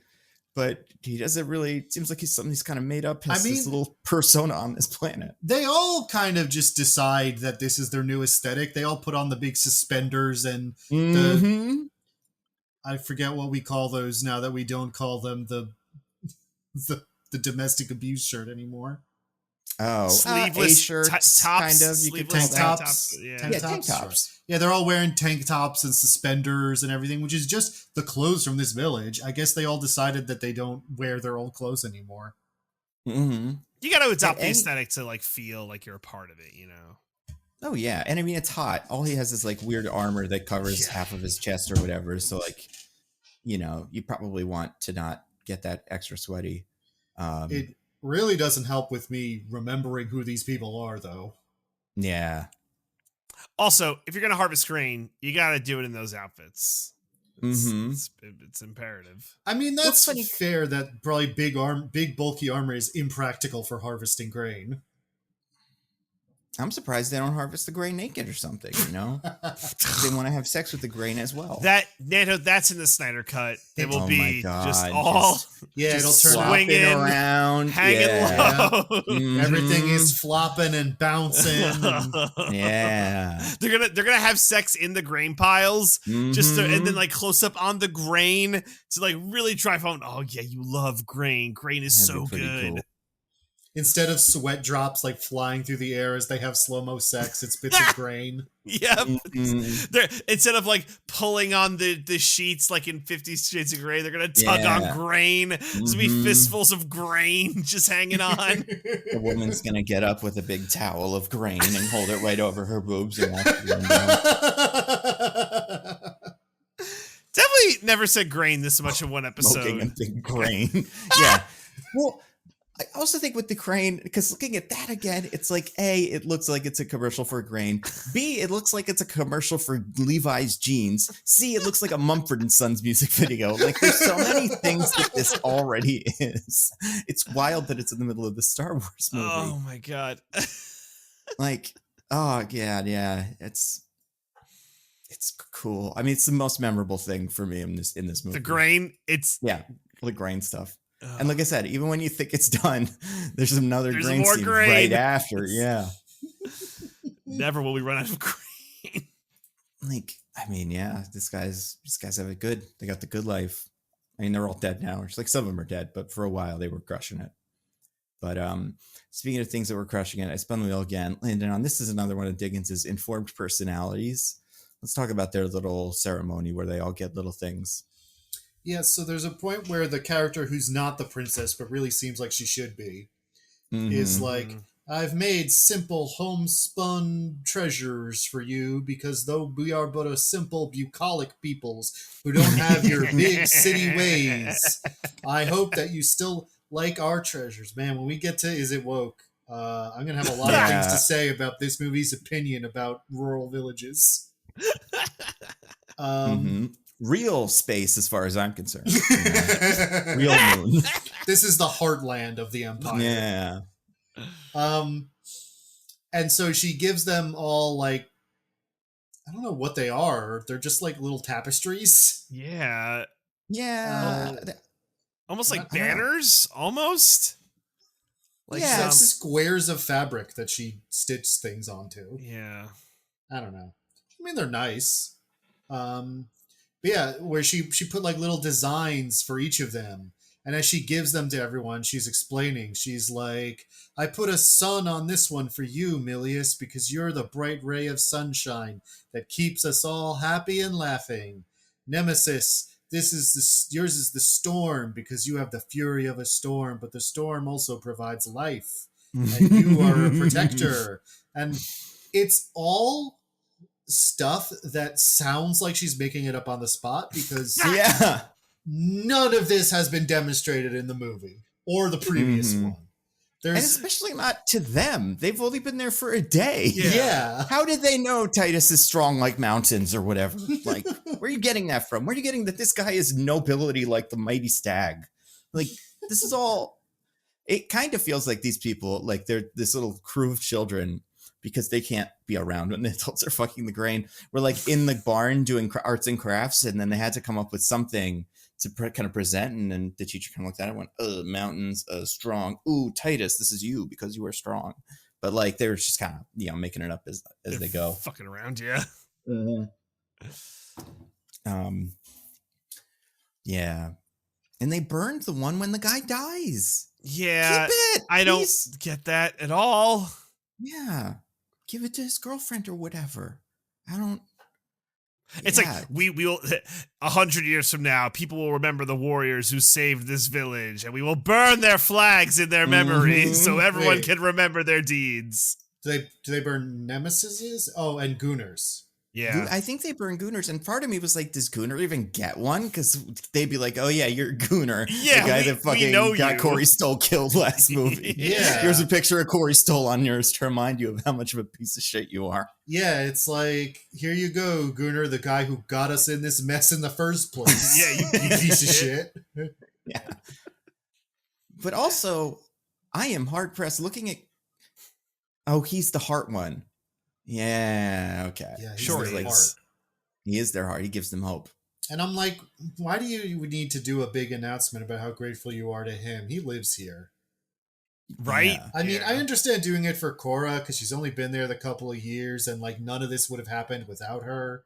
Right. So right. yeah, he's just the guy from the village who tagged along, guys. I mean, come on.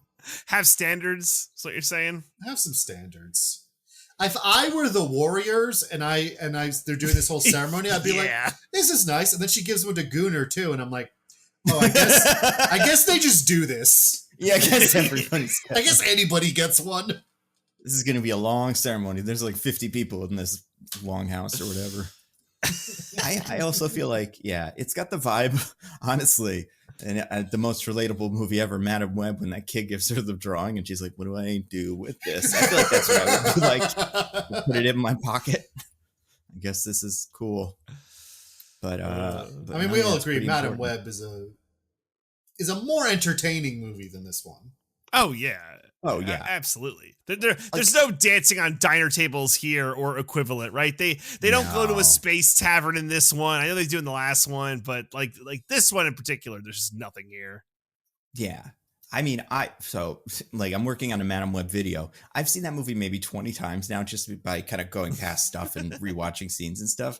It's not that bad. I don't think it's that bad. It's weird. It's a really weird movie, but I think besides the end that is bad, the bits where Dakota Johnson's just like, you girls suck. Get better at being little girls. I'm like, yeah, she's fucking awesome in this. One of my favorite performances of hers, I think. And yeah, it's mostly bad though. I spun the wheel again. Speaking of things that are like the scene where they all get their flags, but we have to do two of these for some reason. One of DJ's the backstory conch. Much important scene. So I believe it's the night before the battle.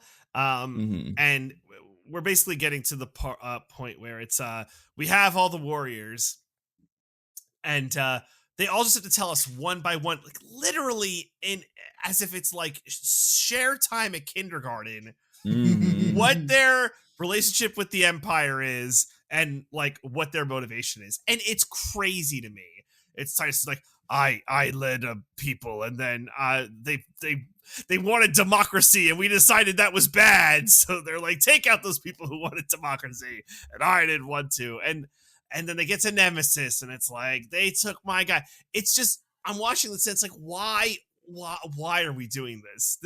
This is nothing right now. This is nothing. And there's no dialogue. It's just, it's a Quibi episode. We get everyone got their own little Quibi episode. Because once again, actually, I don't think this movie would have worked for Quibi because there's too much grain in the middle. Yeah. One episode would just be the grain episode. Yeah. It's the grain episode sponsored by Big Agriculture. But you need like multiple grain episodes. That's true. You'd watch grain episode. Grain would be episode 2 of this. And then you'd watch an episode that's like a party. And then you watch episode 4 and you'd be like, is this the same one as 2? And you'd be like, no, that's a different grain episode. They have 2 in this. You'd be like, all right, I think I could skip this. But yeah, it's just, I don't know. I found this part like annoying is not the right word, but just like honestly, like very insulted my intelligence. Cause it's like, I didn't need this, right? Like I felt like I was given enough last movie for why they're here. I did not need more story from them. Plus, you're taking meat off the bone that can be used for like part 3, 4, 5, whatever. Yeah. I don't know. It's like, again, I'm using this Star Wars analogy here. It'd be like if halfway through A New Hope, instead of just having like Han Solo have the showdown with Greedo and stuff, and then Leia, her, the scenes where she's fighting with Vader and Tarkin, they got together halfway through and they were like, by the way, so my name's Han Solo. I do like drug running and stuff. I'm kind of a shady character, but deep down, I've got a heart of gold. Yeah, my girlfriend was from Game of Thrones. Here, let's watch a clip from that. Yeah, let's watch a clip from that real quick. And then Leia was like, yeah, so my dad was a senator, and, we think actually the Empire's bad, so I've been working with the Resistance. It's just people telling you what they've been up to. And it would be one thing if we learned anything, like, interesting, or that, like, came up, or, like, affected the story going forward. But it's all of them just going, like, Empire showed up one day, fucked up all our shit. Now I don't like them. Oh. I mean, the part of it that I find even more confounding in universe, like, because we know, having seen this movie, I know who these characters are now. They're all famous. And none of these backstories are, like, shameful. They're all just like, my village got massacred, and I was like, I gotta get revenge forever. You would figure everyone would know most of these stories. You'd be like, yeah, General Titus, the one who they massacred your troops, and now you're sad about it. Like, if the stories were, I'm General Titus, I gave up my troops in a way that was like shitty, and I've always been lying about it, then like, yeah, you tell the story before you die. But the only one that I feel like even kind of gets at that, because Titus feels bad because he surrendered, but again, that seems to be common knowledge, is the guy with all the axes and stuff. But his story is also like, I was a prince and they killed everybody on my village and I escaped, but everybody knows he's a prince, so it seems like they would know that too. I just don't understand why we're even doing this scene at all. Although I do, like, I feel like there is an insane part of his story where it's like, his dad went to negotiate with the Empire. They sent back his corpse because they killed him. Yeah. And they were like, oh no. And he was like, oh, I want to fight them and stay here. And his mom was like, no, you must escape so that our bloodline can continue, and maybe one day our planet will be free again. And he's like, that makes sense, Mom. So you're going to come too, right? Because you're also part of the bloodline. And she's like, nope, and jumps off the balcony for no reason. See ya. Yeah. Like, again, it's like, man, Mom, just fill yourself up with hand grenades and go see if you can get captured or something. There's things you can do. Like, there's ways for that to make sense where, yeah, she like does some grand act of revenge, but it's like, but you need to live. Or she was just, or it was like, there needed to be someone to surrender to them so they'd stop firebombing the planet. So she had to stay behind. Or he could be like, Mom, I'll never leave the planet. As long as you're alive, I'm here to defend you. And then she's like, all right, well, I'm going to kill myself so you leave. Like, it's a dumb reason, but it's like something. And he could feel guilty about that because he got her killed kind of by being a stubborn weirdo. But no, she just don't do that. She just decides to jump off the balcony for literally no reason at all. Yep. I mean, I don't remember. Do we see where she landed? Maybe it is like one landing down, We don't see over the balcony, so yeah, maybe she just like jumped down to her big starfighter so she could do sick fights with the Empire. Maybe that was it. Yeah. And also, I think there's something to be said about, like, I mean, we'll talk about it, the politics of this movie and just like what this movie kind of believes. But this idea that, like, with Cora, there's, General Titus at the end is like, we know that you're the Scargiver, but also you're cool, and that's who you are. It's also like, yeah, it doesn't matter if you're the king of a planet that doesn't exist anymore. Like, this whole royal bloodline thing seems like it kind of runs counter to what the movie's about. No, the divine right of kings is real, Nando. Apparently, yeah. I do think the only one of these that was even remotely interesting was what's her name, Nemesis, because it involved her cutting off her own hands for some reason. Oh my gosh! My people put all the knowledge of how to be a super cool sword fighter into these robot arms. So in order to fight back, I had to cut off my arms and put on the robot arms that know how to fight good. That's pretty cool. Stupid Mad Max Rick and Morty episode with the big fist arm, right?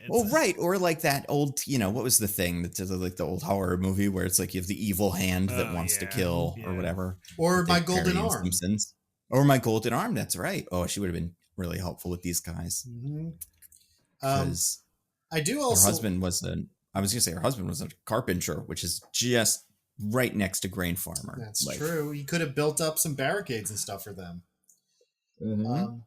So I want to say, even though we don't see it in this scene, Cora's story, I also was confounded by. Yeah. She doesn't want to. She's like shaking and like hesitates for it a lot, but she does kill the princess or shoots her in the chest. We later find out she's not dead. Whatever. And then she shoots all the guards who don't have knives because this has to be the assassination of Julius Caesar. Yep. Oh, it didn't even occur to me. Wow, you know what? This is kind of something now. Where they weren't wearing like little togas, were they, over their suit jackets? Nando, you'll never believe it. Oh no! Well done. So they almost got me. So she shoots all the guys who have guns instead of knives, and then she points the gun at Belisarius, the man who just ordered her to do this, and then tried to essentially have her killed by blaming her for it.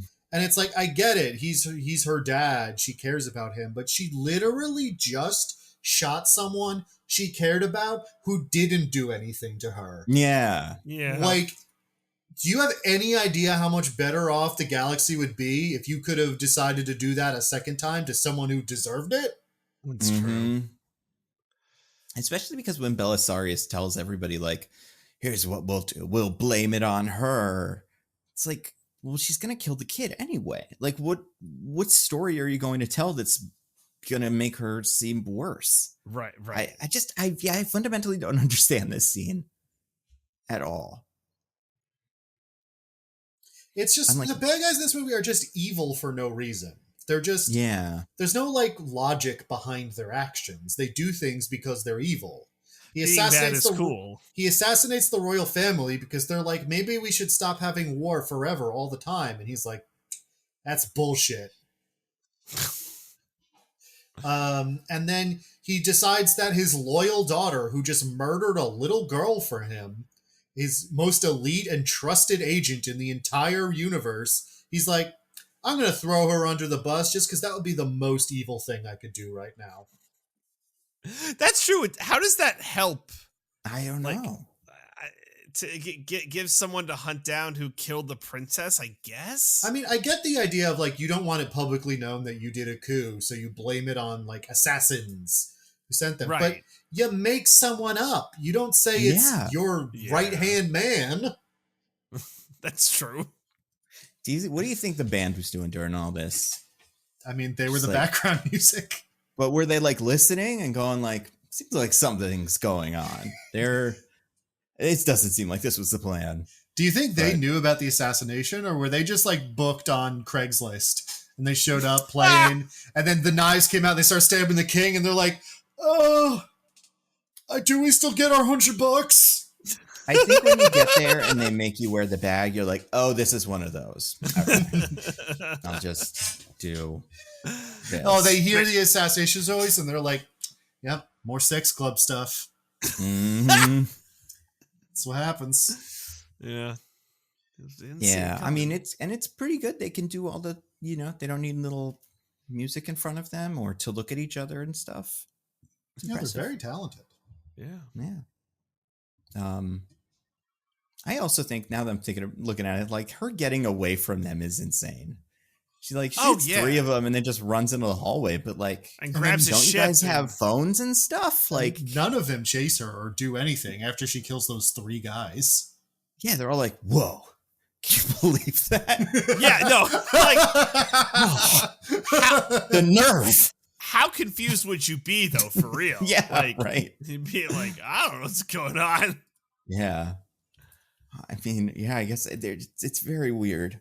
Her backstory sucks. That is the thing, man. I mean, like, the backstories don't need to be great, but like, each one of these backstories has a version that's like a little bit more interesting, and also is like a thing that you probably want to hide, but like for some reason they just like don't like, because people think she killed the girl, right? Like, do they think that the whole time? Presumably, he has put out that she was the assassin, right? And that would be why Right. she's the most wanted criminal. Right. And then when Gunnar is like knows who she is, and then when everybody starts talking about their backstories in the first movie, he has all of this information that he's gonna get in this. I mean, he's gonna say like, yeah, it's weird that in this moment she did kill the little girl or something. Like, yeah, but yeah, it's the least bad one, I think. Or well, I don't know if it's the least bad one. The one with the mom dropping off the building is pretty wild. Yeah. And yeah, Nemesis just cuts her hands off. It's pretty cool. And that's the end, right? Is there any others? I feel like I'm forgetting one. Oh, the Blood Axe one. She was in the mines, and then the Blood Axe guy came and was like, join my Blood Axes. Yeah, I mean, I could have guessed that. Yeah. Again, exactly. We didn't need every single one of these. It's some of it you just infer, or just the last movie gave us enough info. It's so frustrating. Yeah. Yeah, it's weird. Also, one other detail that I think is funny is like, they really do just, there's no consistent aesthetic through this universe of like what just a guy looks like. Because Prince Tarek is dressed like he is in Boardwalk Empire or something. Well, at first he's dressed like he's a magical Native American. Oh, sure. I'm talking about like when his mom, in his flashback. Oh, yeah. That is weird. He's such a weird little outfit. But yeah, I don't know. His whole thing was dumb. Also, in their video, like in his flashback thing, it looked like they could win. Like, don't give up, guys. Yeah. Your big eagles are ripping their things out of the sky. I think you got this. Like, I don't know. It's a shame they didn't have any of those for the fight against the Empire. You kind of figure one would show up, right? Well, they have the Beast guy, and he doesn't do Beast. He does Axe. So yeah, I think it's a tight race between him and Milius for person who does the least in this movie. Yeah. Yeah, I think it's gotta be the robot who I keep forgetting is in the movie. Oh my gosh! Even though he is cool and sweet. I meant of the main warriors, but yeah, that's fair. You guys, I spun the wheel again. It landed on one of DJ's giving up your defensive position. Let's talk about the actual plan. What is their plan to kill the guys? So it's not the worst plan ever. So the idea, right, is to use a bunch of guerrilla tactics to catch them off guard, hide a bunch of the people, and then, like pop out of the ground, very guerrilla tactics to blow up their ships and catch them by surprise. It's not bad. Just the worst part seems to be at the end of the fight when all the troops are coming and they're kind of holed up in the buildings. And I understand the buildings can be blown up, but they also can be blown up in like the open field. But like the soldiers are coming up and they just like rush out. And I'm like, I feel like you could have had slightly better defensive tactics here, given that you had a more guerrilla approach earlier. This straightforward assault felt very silly. No, you gotta look cool, DJ. If it doesn't look cool, then it's bad. Right. What are we doing if we don't look cool? Yeah, well, that and also, we have the axe guy needs to get his time. And he can't throw his axes from far away, so he's got to contribute. There has to be some sort of contribution that is everybody runs out and beats him up. And especially axe. If we're not doing axe, then we failed. Actually, we failed. Yeah. But it's like it's weird. There was a level of effort of this movie to be like, okay, let's do like a little bit of like a pop out of the ground and have a rocket launcher blow up some ship, and oh my gosh! But then, from there, it doesn't get more interesting. So it's just, it's like laziness. It's weird. It's like this movie is weirdly lazy. And I just don't get it. And I hate it. And it's so bad. I mean, listen, I think we learned that they were very stupid. Like I said, when the negotiation happens. Yes. Now in a movie that was good, we'd get to this part where like we see clearly beforehand the villains are like, we can see on our thermals that they've gathered a bunch of people in this one building, so we'll send our secret agent guys to kidnap them, and then they'll have to do what we say. Hmm. And then they go there and they're like, haha, you thought we were negotiating, but actually our secret agent guys are on the way to capture your women and children. And they'll get them any moment now. You've lost. And in a good movie, this would be the turn where it's like, they anticipated that because they're smart. And actually, there was a bunch of decoys in there, and it's a trap where all the secret agent guys get killed. Mm-hmm. And you're like, they're clever, and they're using clever tactics to get one over on their enemies. But in this movie, no, they seem to have genuinely not anticipated that they would do that. And they left Nemesis to guard them, but it's totally like off guard, and the women and children are there. And if Nemesis wasn't such a cool badass, they all would have died. Nemesis and that little boy. But yeah, those two. Oh yeah, he helped. And the little girl, I guess. And the other guy who was on the little hollow phone before. There's a lot of characters in this movie that are all just kind of around. And so that's when it becomes clear that they're actually not very good at this. Right. It also, I think, I guess they do seem to have one pretty big advantage, which seems to be they've invented guerrilla warfare, because like they have heat thermal scans. I've been told by them, and they hit in the ground with their little, pits. Yep. But like covered by grass. And like, I assume covered about as well as the buildings cover the people in the building from radar or whatever. Yep. So I guess what happened is Mr. Business Suit and Tie looked at the thing and went, well, they buried some people alive down there. Those fools, they don't even understand war.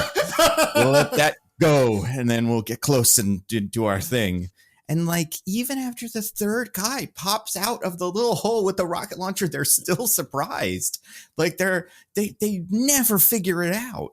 So I think these guys just invented guerrilla warfare the same way that like Jackie Moon invents the alley-oop in the end of that semi-pro movie. Oh. And it's like, I guess this was a world where that didn't exist. So that is kind of interesting. Well, but then Ed Skrein, Admiral Noble, does jump in one of the holes. And then they're like, there's nothing we can do about that. He jumped in the hole. Yeah. He jumped in so well. Yeah, he's able to use his advantage of having a sword and being down a hallway. Like, it's sometimes in these movies, it's like, how are you missing these guys? But like, the people that miss shots in this scene specifically really made me want to pull my hair out, because they really do just run at him with the gun and point it in the air as he gets close. It's pretty bad. I mean, he's also so good at snapping necks. He like touches your head a little bit, just like neck snap. It's It's very good. I do think this character has a secret superpower that he exudes a field that makes people forget what guns are. Because there's even like some extra who I don't think ever gets named, but the movie pretends is really important. Yeah. Like, has this like huge rifle that he like has to like a bolt action laser rifle, which doesn't make any fucking sense, but whatever. That he's like firing at people, and then he sees Admiral Noble getting on the ship in the distance, and he's like, perfect. Swings over his big bolt action rifle, tosses it to the ground, and runs up on him with a knife. Yeah. And I'm like, what the fuck are we even doing here? Yeah, I feel like there's plenty of situations that could have explained all of this, right? Like, there could have been some sort of plan that Cora had where like, oh, well, we have to bring him in alive because we have to ransom him. That's the only way we're going to survive or something. Like, it's not Star Wars. None of this shit exists. You can make up whatever rules you want so that some of this is more plausible than the rest of it. But they just don't, they did none of that. The part of the fight that killed me was so early on where like, I think this is so funny.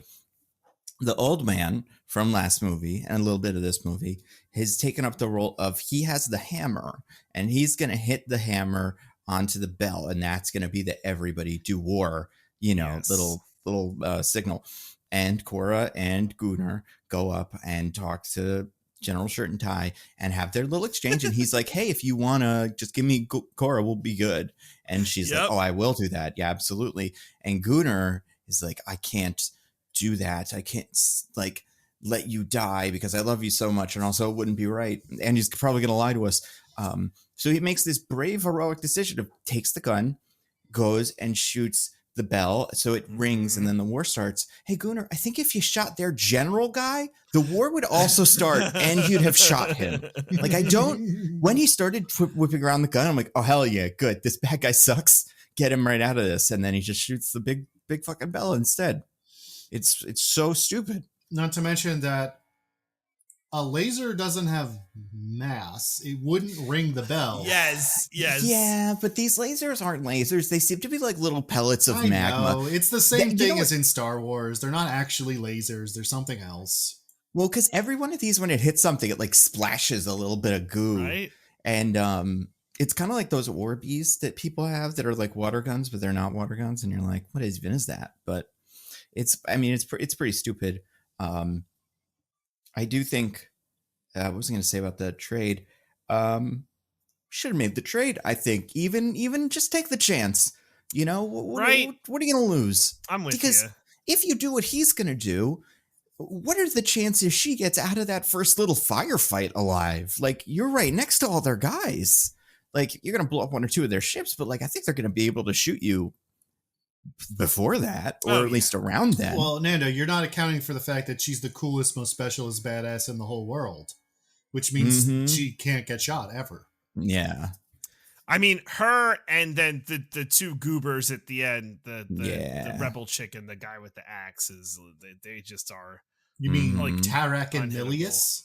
Yes, sure. Not the character named Blood Axe. That's a different guy. Oh, right. Or his sister, Blood Axe. So frustrating. Yes, neither of the Blood Axes use axes, but Tarek uses an axe. Yeah, even though Tarek's whole thing was birds. Yeah, his planet was the bird beast, planet. but he does axe. They could have found one on that planet for him to tame. Not one eats wheat. There's one eating wheat that they could befriend. Have there be some fucking dragon or something that no one can tame on the planet, because that's his whole deal. He's like the greatest taming guy ever, and then he just does it and then shows up with the dragon and eats all the guys. Because I don't know, like I feel like the plan seems like it was built to showcase the powers of shooting and stabbing, but at the point of like, or at the detriment of every other strategic option. Like when the fucking big giant crab ship comes out, they start shooting at it. Like, we no more bombs, no more anything like that. Like, just gonna try to shoot it, and I don't know. I guess at that point, I kind of think they're gonna do it. But like we were saying, or like I was saying, there's also all those bits where they think they've killed everybody, but then it turns out they haven't killed everybody. Yeah, and like, I don't know, man. Probably if they land 3 big spiders and you blow up one of the spiders, there might be more, you know. and they didn't plan for Anthony Hopkins' robot, so very fortunate that he decided to come help out. I keep forgetting he was in this movie. Genuinely, throughout the podcast, you in said this podcast, he was pretty every cool. time. Yeah, I feel like the characters also forgot. Like, there's one scene where he shows up and Cora's like, "Oh, hey, it's you," but otherwise, no one talks about or references him ever. Yeah, if I cared about this movie enough, I feel like you could make a strong case for some sort of like film theory that the robot doesn't exist or something. It's only in Cora's imagination. He's the great Kazoo. And he's just talking to her, telling her like, you're going to fail, Nimrod or Ninny or whatever the great Kazoo calls Fred Flintstone. And also no one is ever like, hey, what's with the right? Yeah, man? right? Yeah, man, like, what are you doing that? Remember when you stared at us last movie, just right into the camera, just hanging out with that? It doesn't even seem like any of them like are aware, like, because we know they would know by now, they must, that the robot killed the guy earlier, like in the first movie. Yeah, they saw him do it. But it just feels like until now, like from that point until the very end of the fight, he's just been like roaming around in the background, just like collecting flowers and whatever, because there's no point where anyone's like, hey, should we get the robot? You can't figure in a movie like this, the robot would just be like standing there or something. And it's like, why isn't the robot doing anything? It's like, I don't know. It hasn't seen enough carnage yet or whatever. But it really does feel like it's just like, well, we can only really keep track of 5 characters in this movie. And there's already one more than we want. So we can't let the robot show up until at least one of them is dead. We also don't see any other robots, which is wild. Yeah, there's seem so pretty good. few robots. They're pretty sick at this. Just like you could drop Like- 80 troops and 3 scorpion tanks or 2 robots, and they Yeah. would kill everybody. Why don't the bad guys have robots? Well, we are told these specific robots were made however long ago to serve the royal family. right. And they have all like just stopped doing sick ass robot shit since the royal family died. Yeah. Because they no longer have anyone to serve. And Jimmy, the Anthony Hopkins robot, is a weirdo Right. who is suddenly doing stuff again. Which, again, considering he did it to protect the blonde girl in the village, would have also made sense. Like, oh, some part of him recognizes that she's the princess, and so he defended Right. her. It's crazy how much this movie makes more sense if she's the princess. Do you think she is like kind of waiting Yeah. for a dramatic reveal and they all just ride off into the sunset? She's like, oh, they didn't get it. I'm the princess, guys. Come back. We don't need to do Rebel Moon 2. Yeah, what if it she was is me. the princess, right? I mean, she better be. Otherwise, I don't know. I guess everybody in this movie is blonde, and like Nordic and stuff, but she just, it seems like she would stand out. I don't know. These guys are weird. Speaking of that, I spun the wheel again. One of Diggins is, alas, poor what's her name. Do you want to talk about the Nemesis fight at all? That's an interesting fight, isn't it? Yeah, sure is. In the sense that it's the first lightsaber fight in the movie. Mm-hmm. Because she Yeah. uses her lightsabers again. And it was blue versus red, but this time bad guys But- had blue, good guys had red. Oh, Oh, yeah, what if red good but blue bad? Really make you think. really That's make you true. think. She can also block bullets with her thing. Yeah. Her We lightsaber. see people do, the lightsaber thing of you block bullets with it. And I feel like if we had lightsabers, like not like if I was like the strategy guy for the other team or our team, I would be like, all right, if a guy shows up with a fucking lightsaber, everybody shoot at a different part of him at once. We're good. Like and I'm not saying like those idiots, why didn't they think of this? But like this feels like the first time any of the characters have done anything with any of these things. Like they've just, there's no strategy or cleverness with this. It's just like, because you figure in a movie like this, the way this scene's going to go is she's going to do some honor thing. She's going to make a big line in the sand. And then the really cool general who's like, oh, fuck, I'll show her. I got sword potential. And I've been waiting for this moment, actually. But instead, it feels like if they could have, the multiple guys who have guns and are behind her during the sword fight still don't even try to shoot her. Like, I don't know. They love it. They love the sword so much. I mean, they're They really cool, do. kind of. But, Yeah. Well, but yeah, she does die. Nando, while these villagers were preparing their defenses and having harvest fuck festivals, they were studying the blade. Mhm. They were. That's true. I also feel like when this character died, I was like, well, that's not it, right? Like, you gotta cut her head off or something. She got a pretty bad, like, cut through the lower gut or something. Like, Which is pretty bad for like real people. for Yeah. sure, but never in movies. Like, that is one of those shots you could take, but she really does die from it. I guess like they burn her body. Maybe she didn't die, but they no more her. Did A she give the robot. hands to somebody? I was gonna say a robot comes and takes the hands and be like, "Oh, I'm Nemesis." Yeah. I mean, they cut off one of her arms. And I think the other one is still on. Yeah, the other one's still on her because she stabs the guy in the throat before she dies. Mhm. So, yeah, I feel thankfully, like- that child heroically learned to commit violence. Yeah. Yeah, He learned the lesson. as It's you always- he got it. It's always a positive, heroic moment when a small child has both been able to and put in a position where it's a good idea for them to stab somebody. Mm-hmm. Does he stab him or does he like smack him in the face? He stabs stabs him. him with a knife. Stabs him in the leg, and then she takes the Oh, leg knife right. out and then cuts him in the face. So, right. but he does something. I mean, honestly, with that kid, it's like, again, why are we letting these fights be little one-on-one fights? You guys all also have guns, and you're there. Like, Mhm.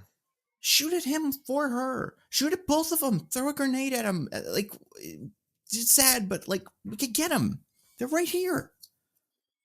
Nah. But nah, their plan was Nah, just yeah. like, I mean, they set up one trap. They set the trap of the bomb. We're gonna blow up the big, like, trench thingy that is Mhm. also gonna get everybody on the field or whatever. But like, you got to do a little bit more Home Alone than this, to like make some stuff That's what I'm saying. And at one point they just like give up their defensive posture, and it's like, Yeah. I don't understand. I don't understand. I mean, and they're so good at everything. General Titus and all that. He's great. Remember him? Yeah. He's just out there shooting guys without his shirt on and stuff.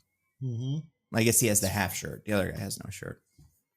And he's got his big suspenders on too.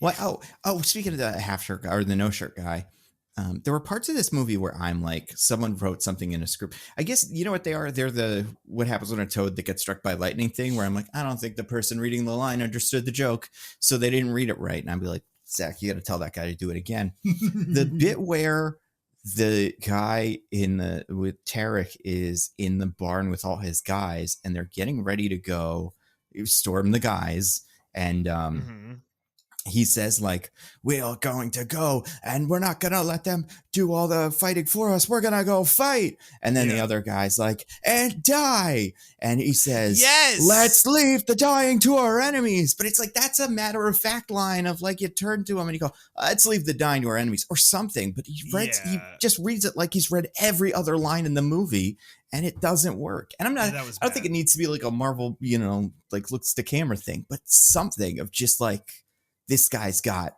a little bit of a brain. Not the actor, but like this character. He's like having a little fun with this. No, but also it's clear, Nando. You think that this actor who played a Dothraki is a dummy. He's an idiot. Big giant man who, what is his name? Do we know his name? The actor or the character? The character is Tarek. The actor. Staz Nair? Staz Nair. Yeah, Staz. You're going to be, so like the same way that Mark Wahlberg is someday going to murder DJ, Staz Nair, you'll be my one of those. Or like these things I've said in the podcast will get me. Now, that's the thing. I don't think any of the actors in this movie. Then? Adam Driver? I was going to say Michael Caine, but maybe Adam Driver. It could be Michael Caine. If Sir Michael Caine can manage to murder me at his age, then he deserves it. That's fair. Yeah. He'll use magic. They're gonna make another one of those magic movies, you guys. Did you see that? Now you see me three. Now you three. Yeah, three. You see me. I'm so excited. What was I gonna say though? I don't think any of the actors in this are bad. I just don't think like they're not amazing actors. Like none of them are like the most charismatic actor ever, except for I guess Anthony Hopkins, who might be the greatest living actor, but forget about him because he's not in the movie really. But like, I feel like everybody was so close to having a little bit of personality, and every time we got close they all swerved out of the way. It's very boring. I think the only person who like is given a chance to like the role is enough where you can be like, oh, they're charming, or like, oh, they're doing something, is Sophia Botella, and she does not do it. Yeah, I think her or Titus, I feel like Jimon Hansu could be something. And like, we know he's at least not a terrible actor. Like, I don't know. I'm trying to think. Has he played a character that's this before? I guess Gladiator kind of is this. I'm sure. He's got such a long career. Yeah. So I'm sure we've seen him do this exact role in another thing and it worked. So it just feels like, I don't know. They're just, and I think part of this, I was thinking about this too. Because, he was in, Staz Nair was in a Rocky Horror Picture Show thing. Was he Rocky? Yeah, he was. He's got the body for it. He'd probably be great at it. I'm not sure what this is though. It seems like maybe it was a stage show or something. The Rocky Horror Picture Show? People put it on as a stage show all the time. Yeah, but it's on IMDb as the way that like a movie would be on. I'm not sure. But this guy, he would be a good television film. Oh yeah, that actually, it does look like those now that I think about it, like those like live Broadway things they were doing for a while. Oh, that would do it. Yeah. You mean the way I got to see Love Never Dies? I still haven't watched that. Oh, we should do that one of these days. That's a real disaster. Yeah, we should. I don't know why I've never have either, because it keeps coming up. I've seen many videos where people have talked about it or just like name checked it. I'm like, I should know what that is. What was the other thought I had for a second about these guys? Jimon Hansu. I was thinking about this, like with these movies, it's like, why are why is it like this? And like, I don't think Marvel movies are perfect. I think DC should have the same potential. But like, part of the thing with these is just like, they are inventing new characters with no traits. But like, if you make a movie and you throw Hawkeye into this, even if you don't establish all of it immediately in the movie, you could put the little things that it's like, oh, he's got an earpiece because he's had ear stuff, and like have hinted backstories. But like, I don't know, they just didn't write any backstories for these guys besides the one scene that they said. I don't so know. it does feel like, Nando, we had a whole scene where the blonde girl told me that they had cool personality traits. She did say that. So they must. Yeah. Right? She wouldn't lie, right? So yeah. That's true. She can't be wrong. I mean, and she is blonde and, you know, like I was saying, cool and Nordic like everybody in this movie is good. So, That's right. I don't know. It's weird. There was also a line read, speaking of line reads, that Chapman had that I really didn't like. It's in his, I had to go back and try to find this. In his original speech, where they all get down to the city and they're talking to the people and they give them the plan. I don't know if anybody else, this rang to anybody else. He says, like, we are going to go kill them and harvest the thing. We don't have, like, he gives them the very basics for the plan. But then he says, we need to harvest all the grain. And one of the people, he asked somebody, he's like, how long is that going to take? And they said like a week. And he reads the line back to him like, but then we will only have 3 days time. Like it's a really weird inflection he puts on it. Yeah. And I'm like, that can't have been how this was written. Because your character knew that, right? Like you knew you had 3 days time. Why even ask? You know? Plus, these guys love making grain. They're fucking psyched about this overtime they're going to be making when they're having sex in the grain. You don't have to convince them. I was going to say, they love grain so much they have sex the night before that they're going to do it because they're so amped. There's probably like a couple people in the front row of this that are like, oh, can it be 2 though? We don't even have time for 2. This is like, no, 3 days time. It's like, it'd be really hard if we try to do 2 though. If we have to, I guess. But yeah, I don't know. Again, like I don't know about this Stas Nair guy, but we know Jimmy Hans is like an actual actor. It's coming out for you, man. I do just feel like there's just it's got to be a script translating to people, you know, like acting kind of problem. What's that called in movies? Direction. Yeah. Right, of course. I feel like it might be a direction thing. Zack Snyder is busy being a visionary genius who does everything perfectly. He doesn't have time to direct the movie too. Apparently not. He's making 8 other Army of the Deads and stuff. So when would he even have time to do this? Like, we got to get everything in one take. And they finished the whole movie. They did finish it. It exists. Yeah. Mm-hmm. And there might be more. There might be more because, spoiler alert, last thing on the wheel is for Diggins is this the ride never ends. It might be more. Yeah, so I mean, I said it in my summary, but at the end, in like the lowest energy like sequel tease I think I've ever seen. Like talking about line reads, Jimin Hansu is like Korra's like, I killed the princess, and Jimin Hansu is like, yeah, I know. Been there. Well, I mean, maybe that was Jimin Hansu being like, I think do our characters not know that? I was convinced we knew. I've been doing this whole movie wrong. I thought at the time when this happened, I was like, aren't you like a famous general? How could you possibly not know about her? Mm-hmm. Which turned out to, be true in universe. So I was like, all right, I'll give it to them. But still. Yeah. He's like, I knew that. Princess is alive, by the way. We should You good. We should probably like do something about that. And everyone else is like, yeah, well, I mean, I got nothing else going on. It seems reasonable. Yeah. Appreciate the sentiment. Yeah. The energy level of this scene is maybe 1 above how I'm presenting it. Like 1 notch. That's a hard maybe too. Hard maybe. I mean, that's what my reaction would be if I was in that scene. They'd be like, we should get the princess. I'm like, okay, where?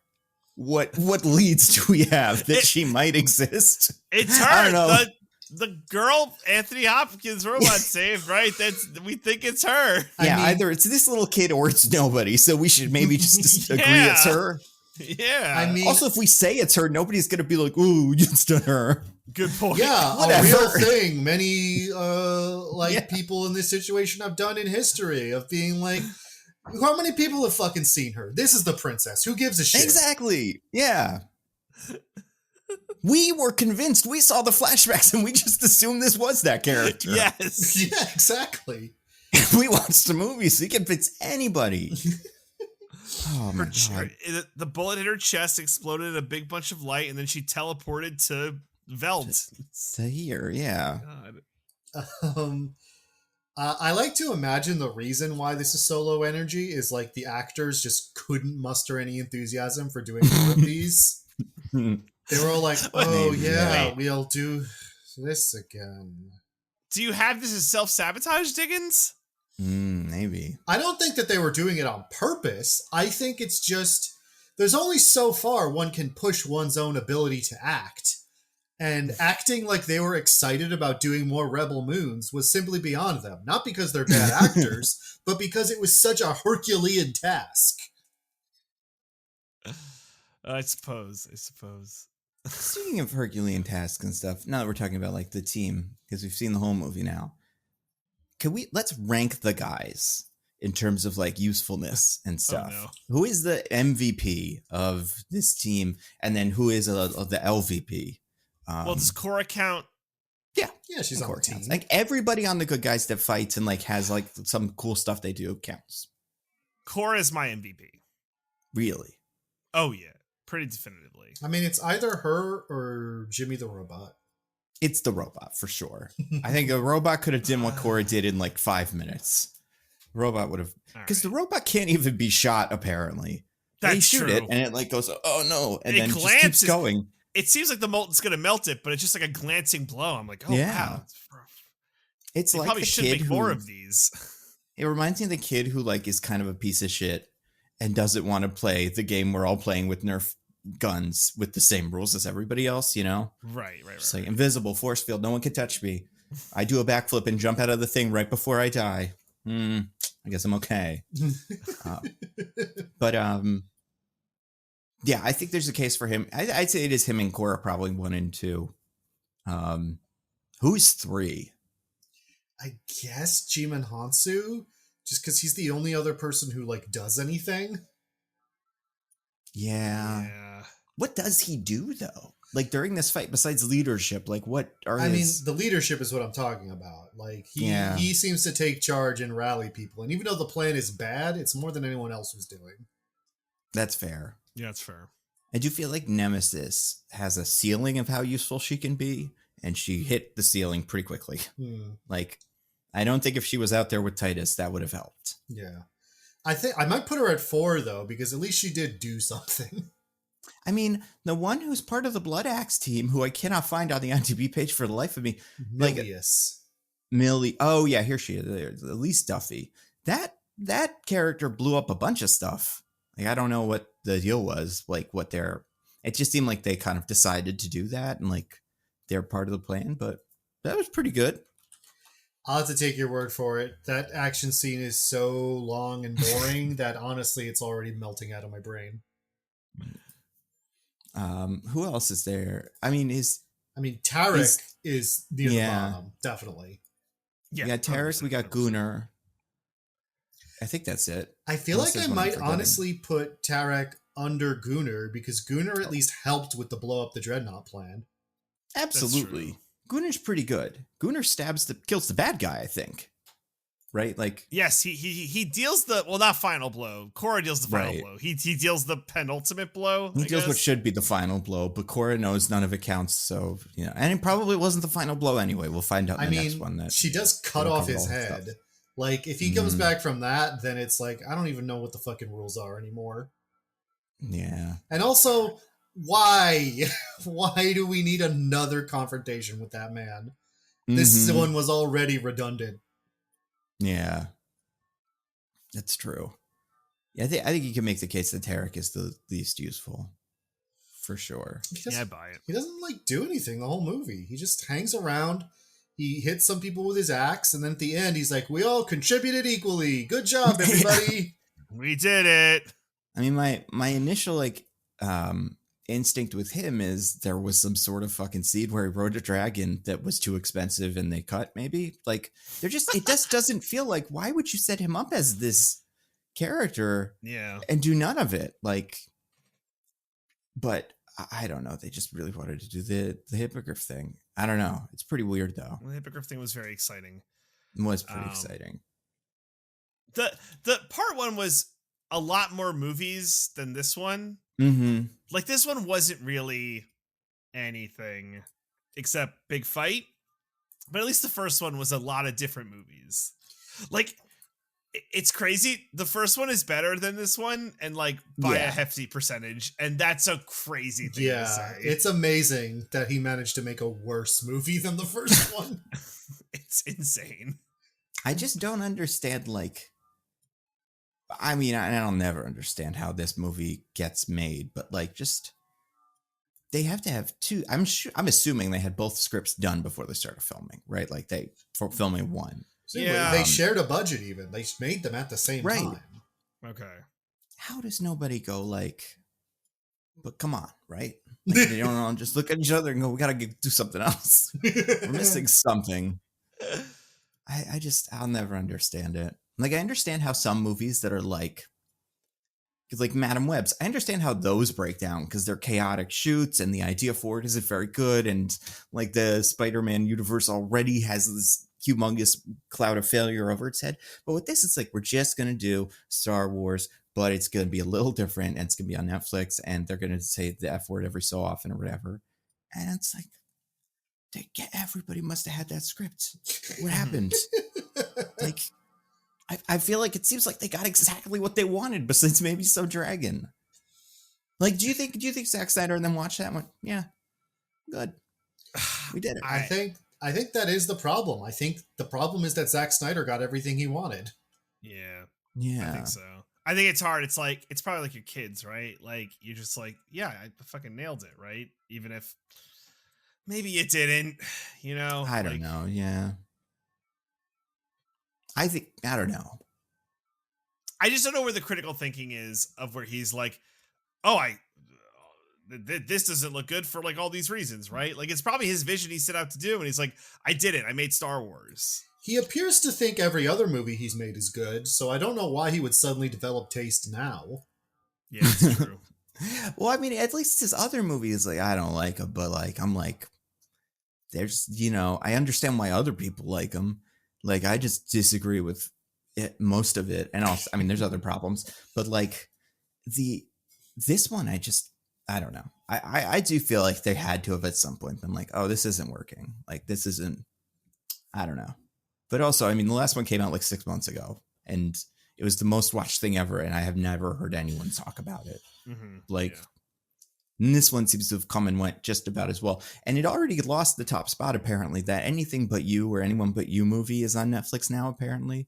And that is the new #1 movie. So wow, that is damning.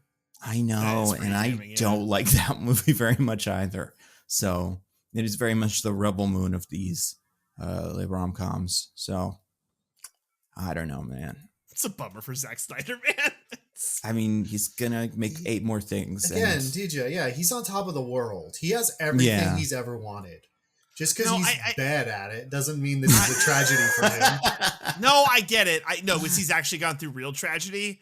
Maybe that's the balancing universe scales or whatever, right? Okay. Like, I'm not going to suggest that making bad movies means you deserve horrible tragedies happening to you. No. Because those things have happened. Oh, he gets the good things of getting to do all this stuff. I see what you're saying. I don't know. Bingo. I feel bingo. I feel like, if anything, the thing about Zack Snyder that's so interesting is how little he has changed. Like, over the course of like this, Man of Steel, Watchmen, this movie feels like it could have come after 300. That's true. Like, that's really true. You never see that. He just That's does the funny. same movie over and over and over again with That's different so funny. costumes and settings and stuff. To change and evolve as an artist requires self-reflection and, you know, the ability to take and absorb criticism. And Yeah. Zack Snyder has never demonstrated that he has any of these skills. Well, it is interesting because, like, the character, like, if you had to compare him to someone, who would you think is like, who has a, you know, Zack Snyder-esque kind of sensibility or mythology surrounding them? Like, Michael Bay. Man. that's what I was gonna say. But Michael Yeah. Bay did change, right? Like, I feel like we did see that. Michael Bay. He didn't necessarily has get evolved over better, time. Yes, but he's definitely gotten more of himself, and like, it seems to be working. I'm trying to think of what's the last movie he's even done. Like, that fucking what was the big scandal that wasn't a real scandal, but everyone pretended it was oh, I in don't know. Libya. Oh, he did one of those. Oh, yeah, Yeah. then probably that. What is that? What is that called? I don't even remember. I don't. Yeah, I've also already forgotten. But Ambulance was him. What am I? Oh, like, yeah. Ambulance. Yeah, pretty We good. love I did like Ambulance. Ambulance. You Yeah. guys liked it. I wasn't a big fan. I think Ambulance had its. Benghazi. He did a Oh, Benghazi movie. oh yeah. Right.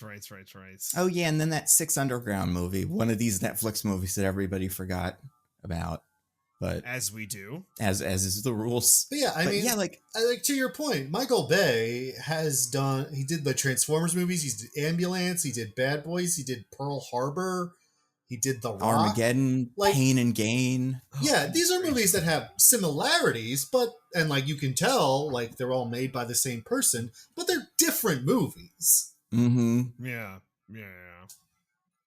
I I- get that. And I don't really know anything about Michael Bay besides that he used to do music videos, which I believe is also what Zack Snyder used to Yes, do. Zack Snyder also used to do that. So I guess there's a pipeline for this. But my one thing with Zack Snyder is like he's And got to he stop never should doing. have stopped doing them. Well, that too, yeah. But he's just got to stop doing interviews. It really doesn't help his case. I think Michael No. Bay, to be fair, like if every time the new fucking Ambulance came out, he went back on TV and said that actually it was cool that, you know, the robot had testicles and you guys were wrong for not liking it. Honestly, if he said that, I'd agree with him. But like if he said whatever the wrong version of that is, we'd be like, It was good when Shut up. Bumblebee peed on John Turturro. I like that too. It's going to be hard for you to figure out one of these that's bad. It was good that there were robots who were racist ethnic stereotypes in every movie. There you go. Yeah, something like Yeah, that. Good one. We'd be like, oh man, yeah, I'd have a hard time defending it, but I'd also be like, it seems like Michael Bay, even with the Transformer stuff, like he still produces them, but like he's moved on. And there was a new interview where Zack Snyder said another thing about Batman that was like, just stop talking about it. It makes you seem so weird. I don't know. It's just not good. It's just not good. Yeah. But also, apparently he did. I'm looking at this. I should have looked this up before. There's a Forbes article. Zack Snyder explains the plot of Rebel Moon Part 3. It's taken forever to load, so we'll never know. But apparently that did happen. We'll never know. Yeah. Never I'm sure it know. would have been really complex and needed an explainer. And super cool. I mean, I'd love to hear it. I would love to know what the thought process was. But yeah, I don't know, it's wild. Last question. Do you think this is the last we will hear of the Rebel Mooniverse? No. Hear I of refuse to definitely believe it. not, because Zack Snyder will never stop talking about it. Oh, Right. sure. And the Revive the Rebel Moon community will definitely, if they have not already. Yeah. Yeah, I don't know. I feel like you've made a decent case for this. Like even by Netflix's like arbitrary standards, this is kind of not done very well. Yeah. I just can't see him cutting bait.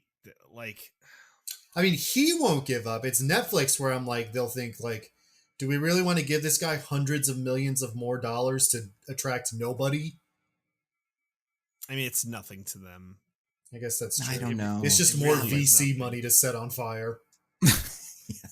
Yeah, at some point the whole thing's going to collapse. The question is whether they get another Rebel Moon done before that. And honestly, it may have collapsed while I did the podcast. Like at any time. Yeah. Nothing is stopping any of it from collapsing. It's a real house of cards. Yeah. By which I mean like how that show collapsed when Kevin Spacey got accused of all that stuff. But now he's back, you guys. Yeah, he's uncanceled. He did it. Uncanceled. What if? Yeah, I don't think the comics I can't imagine the comics are selling particularly well. I don't think like that's the thing. It would be so expensive to continue this because he set it in space. So like, I don't know what you could do. Need like a radio play or something. I like that. It's a good idea. Yeah. There's one more question, Nando. I did miss it. So, is this movie woke? Absolutely not. Let's hear it. Yeah, what's the case, counselor? This is a movie that's all about the evil sexual deviants who like to have tentacles in their holes. Mm-hmm. And who are also the big government who hate freedom.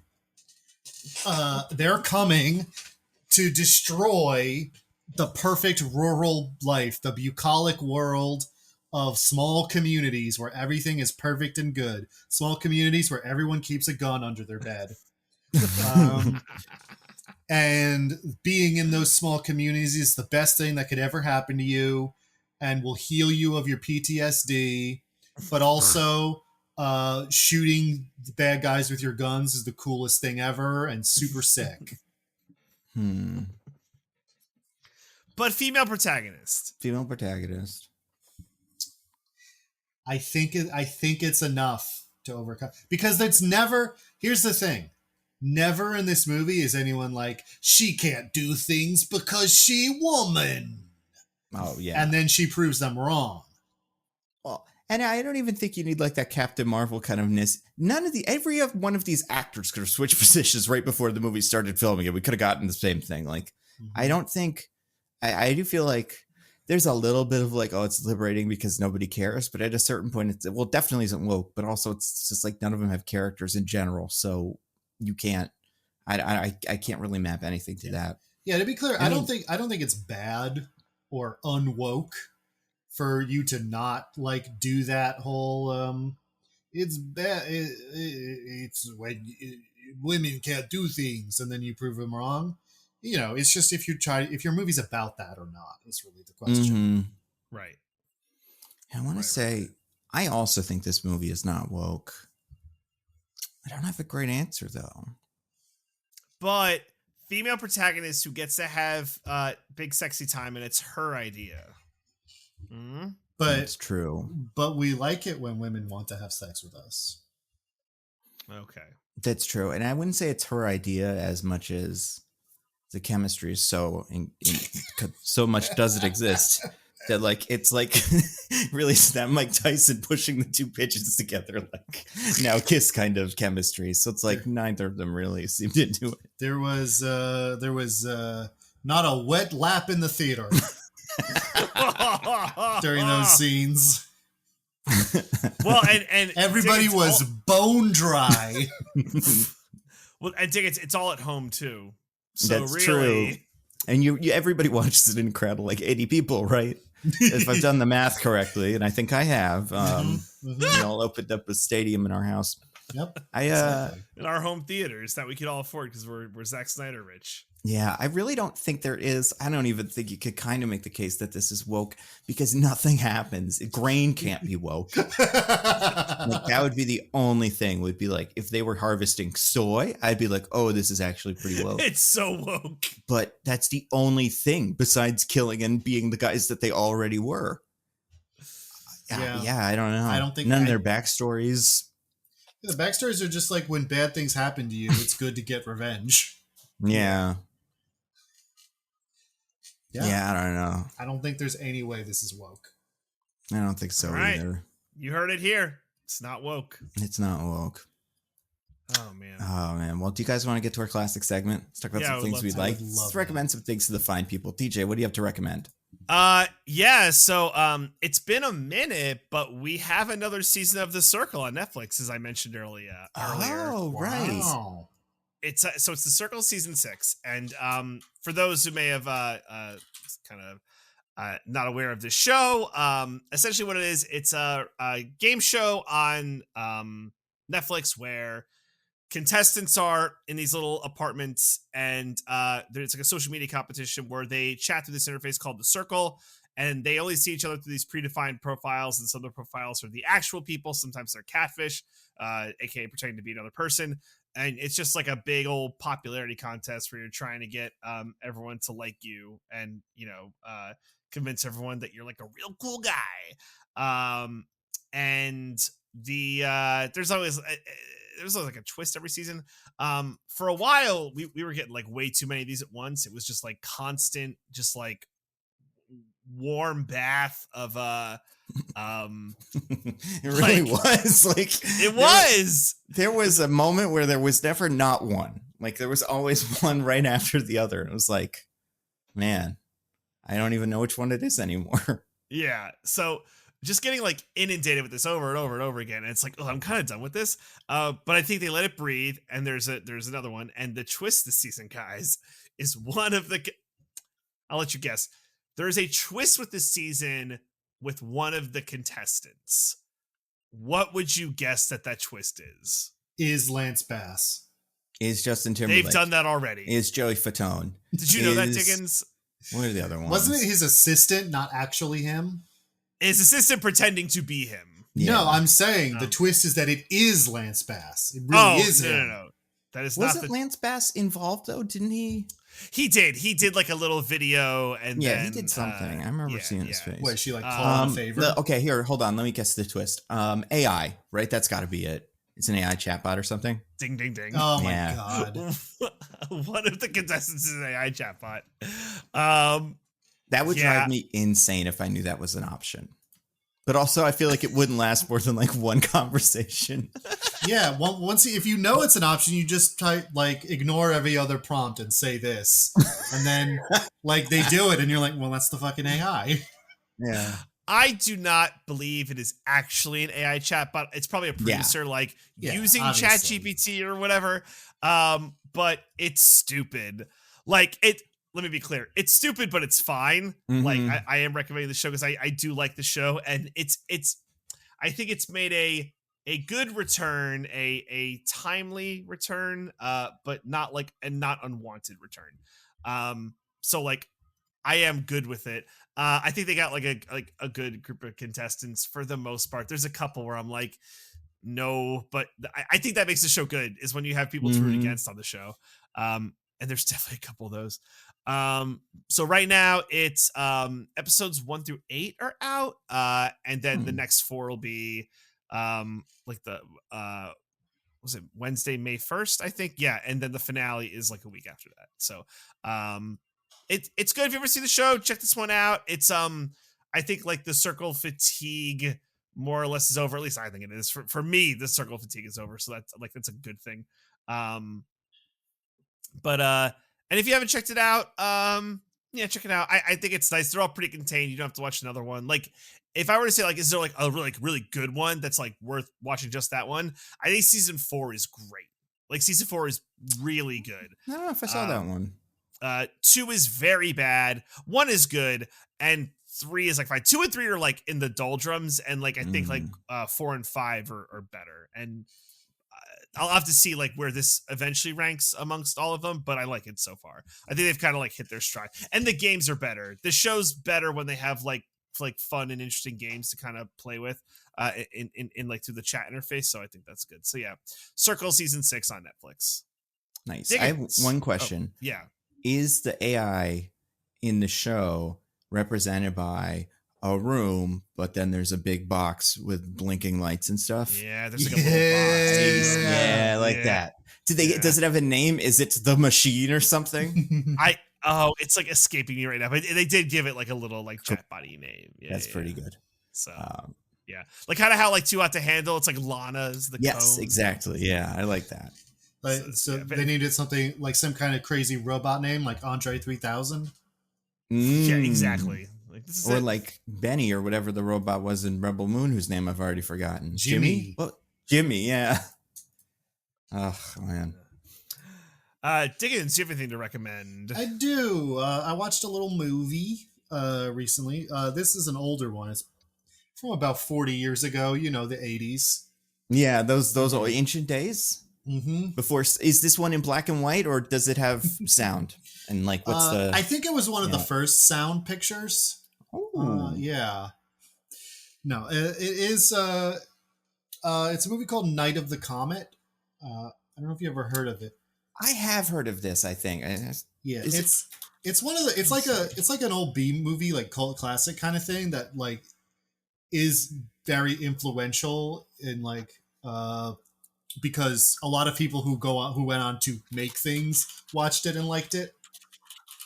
Mhm. The most famous example being He Who Shall Not Be Named, Joss Whedon cites it as a big influence behind the character of Buffy. Oh, okay. But so it's a kind of like post-apocalypse movie about these two sisters who like a comet flies by Earth one day, and everyone who was outside when it flew by is either vaporized into dust or becomes a weird zombie monster. Oh. And so like there's only a few people who were sheltered properly that it didn't affect them. And these two sisters are two of them, and so it's them kind of making their way through LA in this sort of hellscape. Well, it's not really a hellscape because most people just died. So like it's not like they're overrun by zombies or anything. It's not really like a zombie movie. It's more just like post-apocalypse sort of thing. But it's fun. It's like B-movie stuff. So, you know, they've got like witty dialogue and there's like cheesy effects and people overacting that they have to contend with. It's and Type 90. Let's go. This looks fun. I'm looking at the little trailer. It's like this. I could see. It's this a fun being a good movie. time. I really enjoyed it. So yeah, that's it's not much to it beyond that, so I don't really feel the need to say more. It's just called Night of the Comet, and it was very enjoyable. What about you, Nando? Do you have anything to recommend? Yeah, I've besides watching this and Madam Web a bazillion times, I watched one new episode of Shogun. I'm really taking my time with that one. Yeah, I did finish Shogun. It ended recently when we were recording. Fantastic. Excellent ending. Yeah. I'm super into it, but I am like episode 2. So we're going into a stretch of not a lot of shows, so I'm trying to space it out. Yeah, I'm just saying to put a button on my previous rec. I think it super sticks the landing. The ending is fantastic. How much do you know about the book? I looked stuff up about it afterwards. I've never read it. Okay. All right, yeah, me neither. So that part of it is I wonder if book I know people a decent amount it's not as good about the real history it's based on. Right, and then there's that, yeah. But yeah, I think for people that don't know what it is, I mean, we've talked about it a little bit, but the part that I think is so good is just like, there's a lot that's so good. It's the guy from Speed Racer who I love so much, but like, it's just a really dumb guy. Like, not him, but other guy, and it's pretty cool. Yeah, he's very stupid, dumb but loud, and lucky, very lucky. Yeah, I think it's pretty fun. It's a very, you know what it is too? It's a funny show. It's got a lot of humor. It's not, joke a minute, but like, it's also not like watching a history class or something. So I appreciate it. I mean, forget about John, the other guy I don't know any of their names, but the guy who's like his little bodyguard guy who has control of him and kind of sucks, but is, you know who I'm talking about? Again, rules. Whose bodyguard? So he's the guy who has to escort John to the main. The Spanish guy? No. Oh, he's fun too. No. This guy is Japanese. He's the one who falls on the rock and almost dies. And I'm like, Yabushiga. Oh, right. Yeah, that guy is sick as hell. He's good. He's pretty cool. So yeah, I'm really digging it. But my show that I did watch, and I've only watched one episode of this because, again, taking my time. I watched the first episode of a little HBO or Max, because they used to call it HBO, but it was too popular, so they changed it to Max. Yeah, I watched Conan O'Brien Must Go, the show where he goes to places and like his weird travel show, which he has described as a travel show where you don't learn anything. In fact, you come away knowing less. And it's just kind of about him being there and being silly. The episode I saw was, I believe, Norway. I think. Yeah, it was Norway. And it's pretty funny. Like I mean, I'm a sucker for Conan O'Brien, so I think he always is funny, but I also think as a play on like a travel show, it's pretty like it has a lot of stuff that feels like you're almost watching a parody in a way that's like, I don't know, something I've never seen before. And Norwegian people are nice and the people like him and it's funny. He puts on silly outfits, pretends to be a Viking. He'd be fit right into this movie. In the part where there's Vikings. So would he fit in with Theodore Rex in the part where he's a Viking? Oh yeah, he would fit with Theodore Rex the part where he's a Viking. And he would fit in. I mean, I don't know how Conan O'Brien didn't have a movie career like that. And maybe it wouldn't have been as fun, but I would like to have seen him just struggle through a cop movie where he doesn't get to do jokes, where he just has to play it straight the whole time. That'd be pretty cool. But yeah, I like the show. I've only watched one, so if the rest of them are bad, that's possible. It's not on Nando. It's not fully endorsed. I'm not co-signing the other ones. Like I do think he goes to Japan or something like that. I really haven't even looked into it. Yeah, he actually ends up in an episode of Shogun. Ooh, that's pretty cool. It's crazy. He'd do well in Shogun. He's quite tall. I feel like people would be like, wow, that guy's interesting. What's his deal? And then he'd do some kicks. He loves to do kicks. And then he'd probably get his head lopped off or something. But yeah, so I would say Conan O'Brien Must Go on HBO Max. Pretty good time. Speaking of good times, what are we doing next week? Good question. When's the monkey one come out? That's the 10th, so it's we're a few weeks away. Yeah. Okay. Let's see. May 2024 movies. What do we have coming up? There's not a lot. There's like Fall Guy. Yeah, fucking If movie.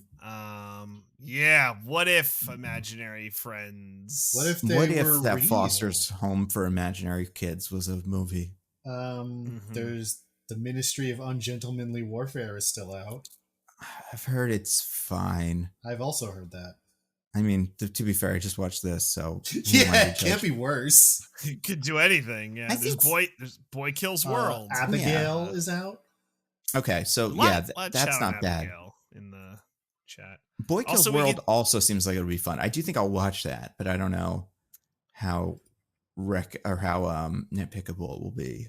We could do more monkey movies. We could do more monkey movies. What was the other? You guys said something else. There was, the Stuntman one. I think we should do that. That seems like it will be like the movie of that week. When does that come out though? Oh, that's not till next week. So that wouldn't it would be May 1st or whatever. Yeah. Abigail also isn't bad. Like, I don't know. It's a movie. Well, I mean, you guys know what it's about, right? Yeah. So like those guys always have some weird rules and it's kind of fun to see what they're up to. And I've heard it's good. Yeah, I've heard it's not bad. We could watch that movie that makes you trans or something. I don't know if you've seen this. Which one's called? that? It's called I've Seen the TV Glow. I don't think it doesn't make sense, but I have seen a couple of reviewers that have said things that are like, this awakened things in me. Is that out? I wanted to see that. No, this doesn't come out till May 3rd also. But it seems interesting. The other option is if we wanted hot, fresh commentary as a Fallout show. Oh yeah, that's true. Did you watch it yet, DJ? No, but I will, for these purposes. I think you should watch it either way. Like, I feel like you played Fallout. I should. So like that is an option, right? That is an option. Yeah, I feel like there's the Fallout show was interesting. There's definitely a lot to talk about. I was gonna say, would it be good for the pod? Probably. I think there'd be enough of Diggins just yelling about stuff. Oh, I would love. Honestly, I'm supposed to be able to hold through guns or whatever. The audience will hate me. Yeah. No, but it's been a minute since old Diggins yells at Cloud. Like, I feel like we could use some Here's of that. Here's the thing about that, though, Nando. I have gripes like that, but I also think it's a bad show on the merits. Yeah, I remember you were saying that, but you didn't say why. So now part of me is just curious about that part of it. I mean, we could put up a poll, because we also have to at some point do Babylon, although we might push that into eternity. And then we still don't know Diggins' mystery movie. We just don't know. You tell me when we're doing that, and I'll let you know what the deal is. That's interesting. The other thing, it's like Diggins' choice. I have the list of people for the thing that are the people that donated more than $5. So I was going to do a random number generator. I have all their names, and I given all the numbers. So I'm going to do that right now. To explain to listeners who, while you're doing this, who may not know, we did a fundraiser recently, this past Friday when we're recording. So that would be the 19th. Where we watched Theodore Rex live to raise money for the Palestine Children's Relief Fund. We raised almost $1,700, which is fantastic. Thank you so much to everyone who came out. I really, I'm glad you guys did that. I think it's an amazing cause, and I'm really glad that we did it and that you guys came and supported us, because and I'm glad Theodore Rex was able to be part of it, because it was something. Theodore Rex really delivered. I think we all agreed at the end. We do 100%. I can remember more details about it than this movie I just watched 2 hours ago. Yeah. The man from the bag will live in our hearts forever. Yeah. You guys remember Zippy? I love Zippy. But in addition to a couple people who made large donations are allowed to, got the chance to pick movies for us. We're also doing a random drawing for everyone who donated over, what was it, $5? Yeah. Which Nando is handling right now. So one person who donated just almost any amount of money will also get to pick. Yeah, I have a list. I have them all written down, and they're all public. So like all the names, I don't need to do. We're not doxing anyone. Yeah, but then if you are this person, then get in touch with us and prove it somehow. I hope it's me. So I didn't put you on, but I could do. What? I donated. No, you did. I also put on the people, because there were at least one person who I remember donated and got the big movie, but then donated again for like another $20 or something. So I put him back on the list. We'll see how it goes. I have a feeling they probably won't win, but just because the laws of averages are probably unlikely. Yeah. But all these people, everybody who did, but I did like count the big donations as their own thing. So there's currently 25 people on this list, including DJ. So I'm going to make my random number generator go from 1 to 25, and I'm going to generate. Here we go. 3, 2, 1. Okay. The number is 19.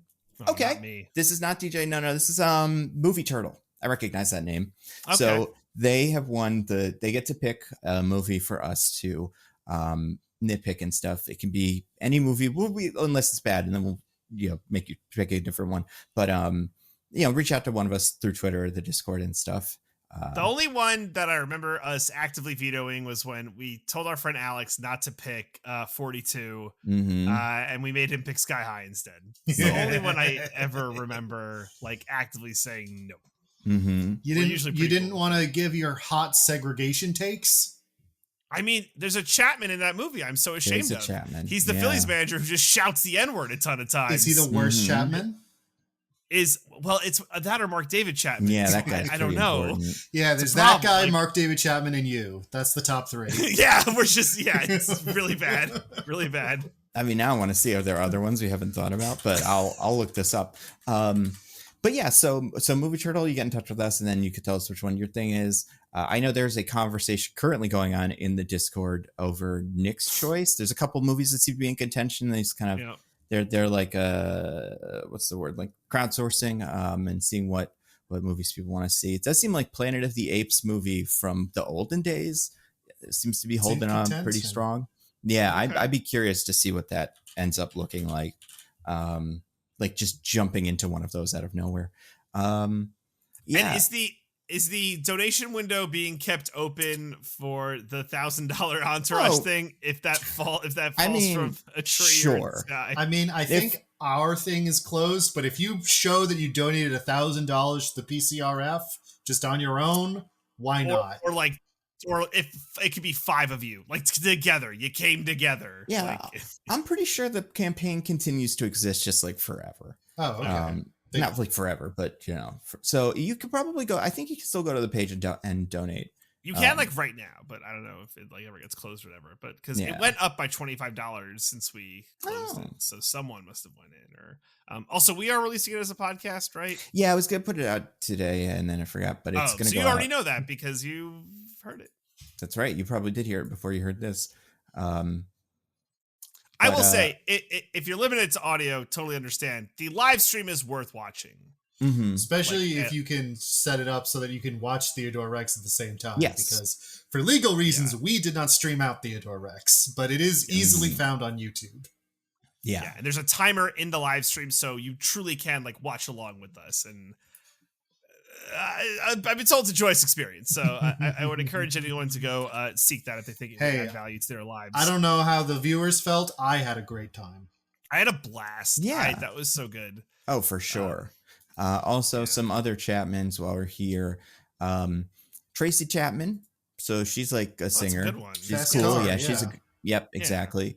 And then one that I'm not. I don't think we're gonna love is Dwayne Chapman. DJ, do you have any idea who this is? I don't. Dog the Bounty Hunter is a Chapman as well. I did know that. Yeah. Shit, I did. That was in the back, and then I was like, right, I knew he was a Chapman. Mm-hmm. Oh gosh. It's still probably not better than any of those murderers, but definitely could be better. Yeah, we'll put him at number 3, I guess. Yeah.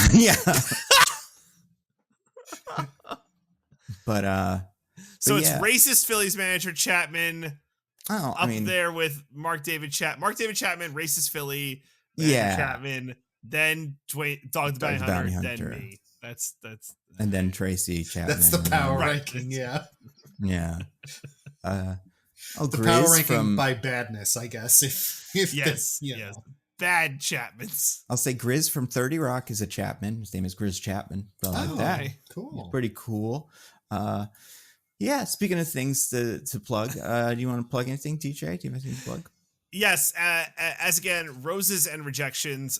This most recent episode, it was a doozy. It was a long one. It was a 5-star podcast, 5-star runtime. We covered the finished Trader season 2, episode 7 to 12. Had a lot to talk about.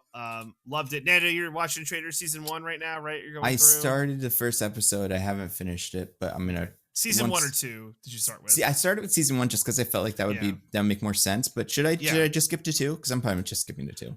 I haven't watched it, so I don't know. I just my thing with 2 was because it had Pete the Bachelor on it. I was like, oh, I want to go into this first. But I'm trying to think.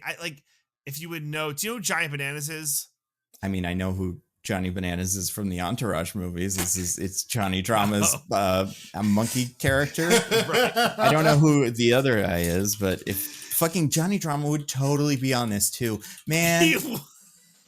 That would be so good. But no, this guy's Johnny Bananas. Yeah, I've never heard of this man before. He's a guy from like The Challenge and a bunch of reality shows. Okay. But I'm like, I don't think you would know anyone. Yeah, maybe do season 1 and then 2. We'll see. Yeah, I just don't have a point of reference. I know it's different, but I love 2, and yeah, I don't know. It's, I mean, you can let me know if like one's great. I might go back and watch that one. But yeah, I think 2 is really good. So yeah, we finished covering that, and then next we'll be covering The Circle. So that's what we'll be doing next. I really love The Circle. Yeah. Also, the name of the AI chatbot is Max. Oh no! Like the TV channel everyone hates. Oh no! Max. They'll have to change its name. That one. They'll have to change its name to HBO. Yeah, they should have called it HBO. Yeah, it should have been like. Well, I guess now they can't do that, but Max should do one. And like the thing is like the human, bioorganism or something. I never say it, but yeah, that is weird that Netflix would do that. Like, pick a different name. Maybe all the other names are taken. There are a lot of weird AI assistant apps and stuff. So yeah, that's true. We may have just gone through them Max. all. Mm-hmm. So Diggins, anything to plug? Nope. What about you, Nando? Videos, the usual stuff. I have one video that I put out. I put out a video this week or like yesterday that is my wish list for the Deadpool movie of just like little things that I think would be fun to see. And that one's good. And then I have a video that's coming out tomorrow as of when we're recording this. So I guess Thursday, the 25th. Yeah. That's going to be my X-Men episode 7. Like, reaction's a strong word to it because it's not very thought out or anything, but it's me going, oh, they got that guy. Hey, look at that. And if you've seen the episode, you know why I kind of want to talk about it. And I think it's pretty good. So that'll be out soon. Besides that, other Nando v Movies videos will be out as well. But I don't know exactly what the timetable will be like for them. So that might be, that might be before we do the next one, or might be after. So we'll see. But yeah, until next week, I've been at Nando v Movies on Twitter. I'm at Zippy by Day. I'm at This Is an Odd Name. Goodbye, everybody. Goodbye. Bye.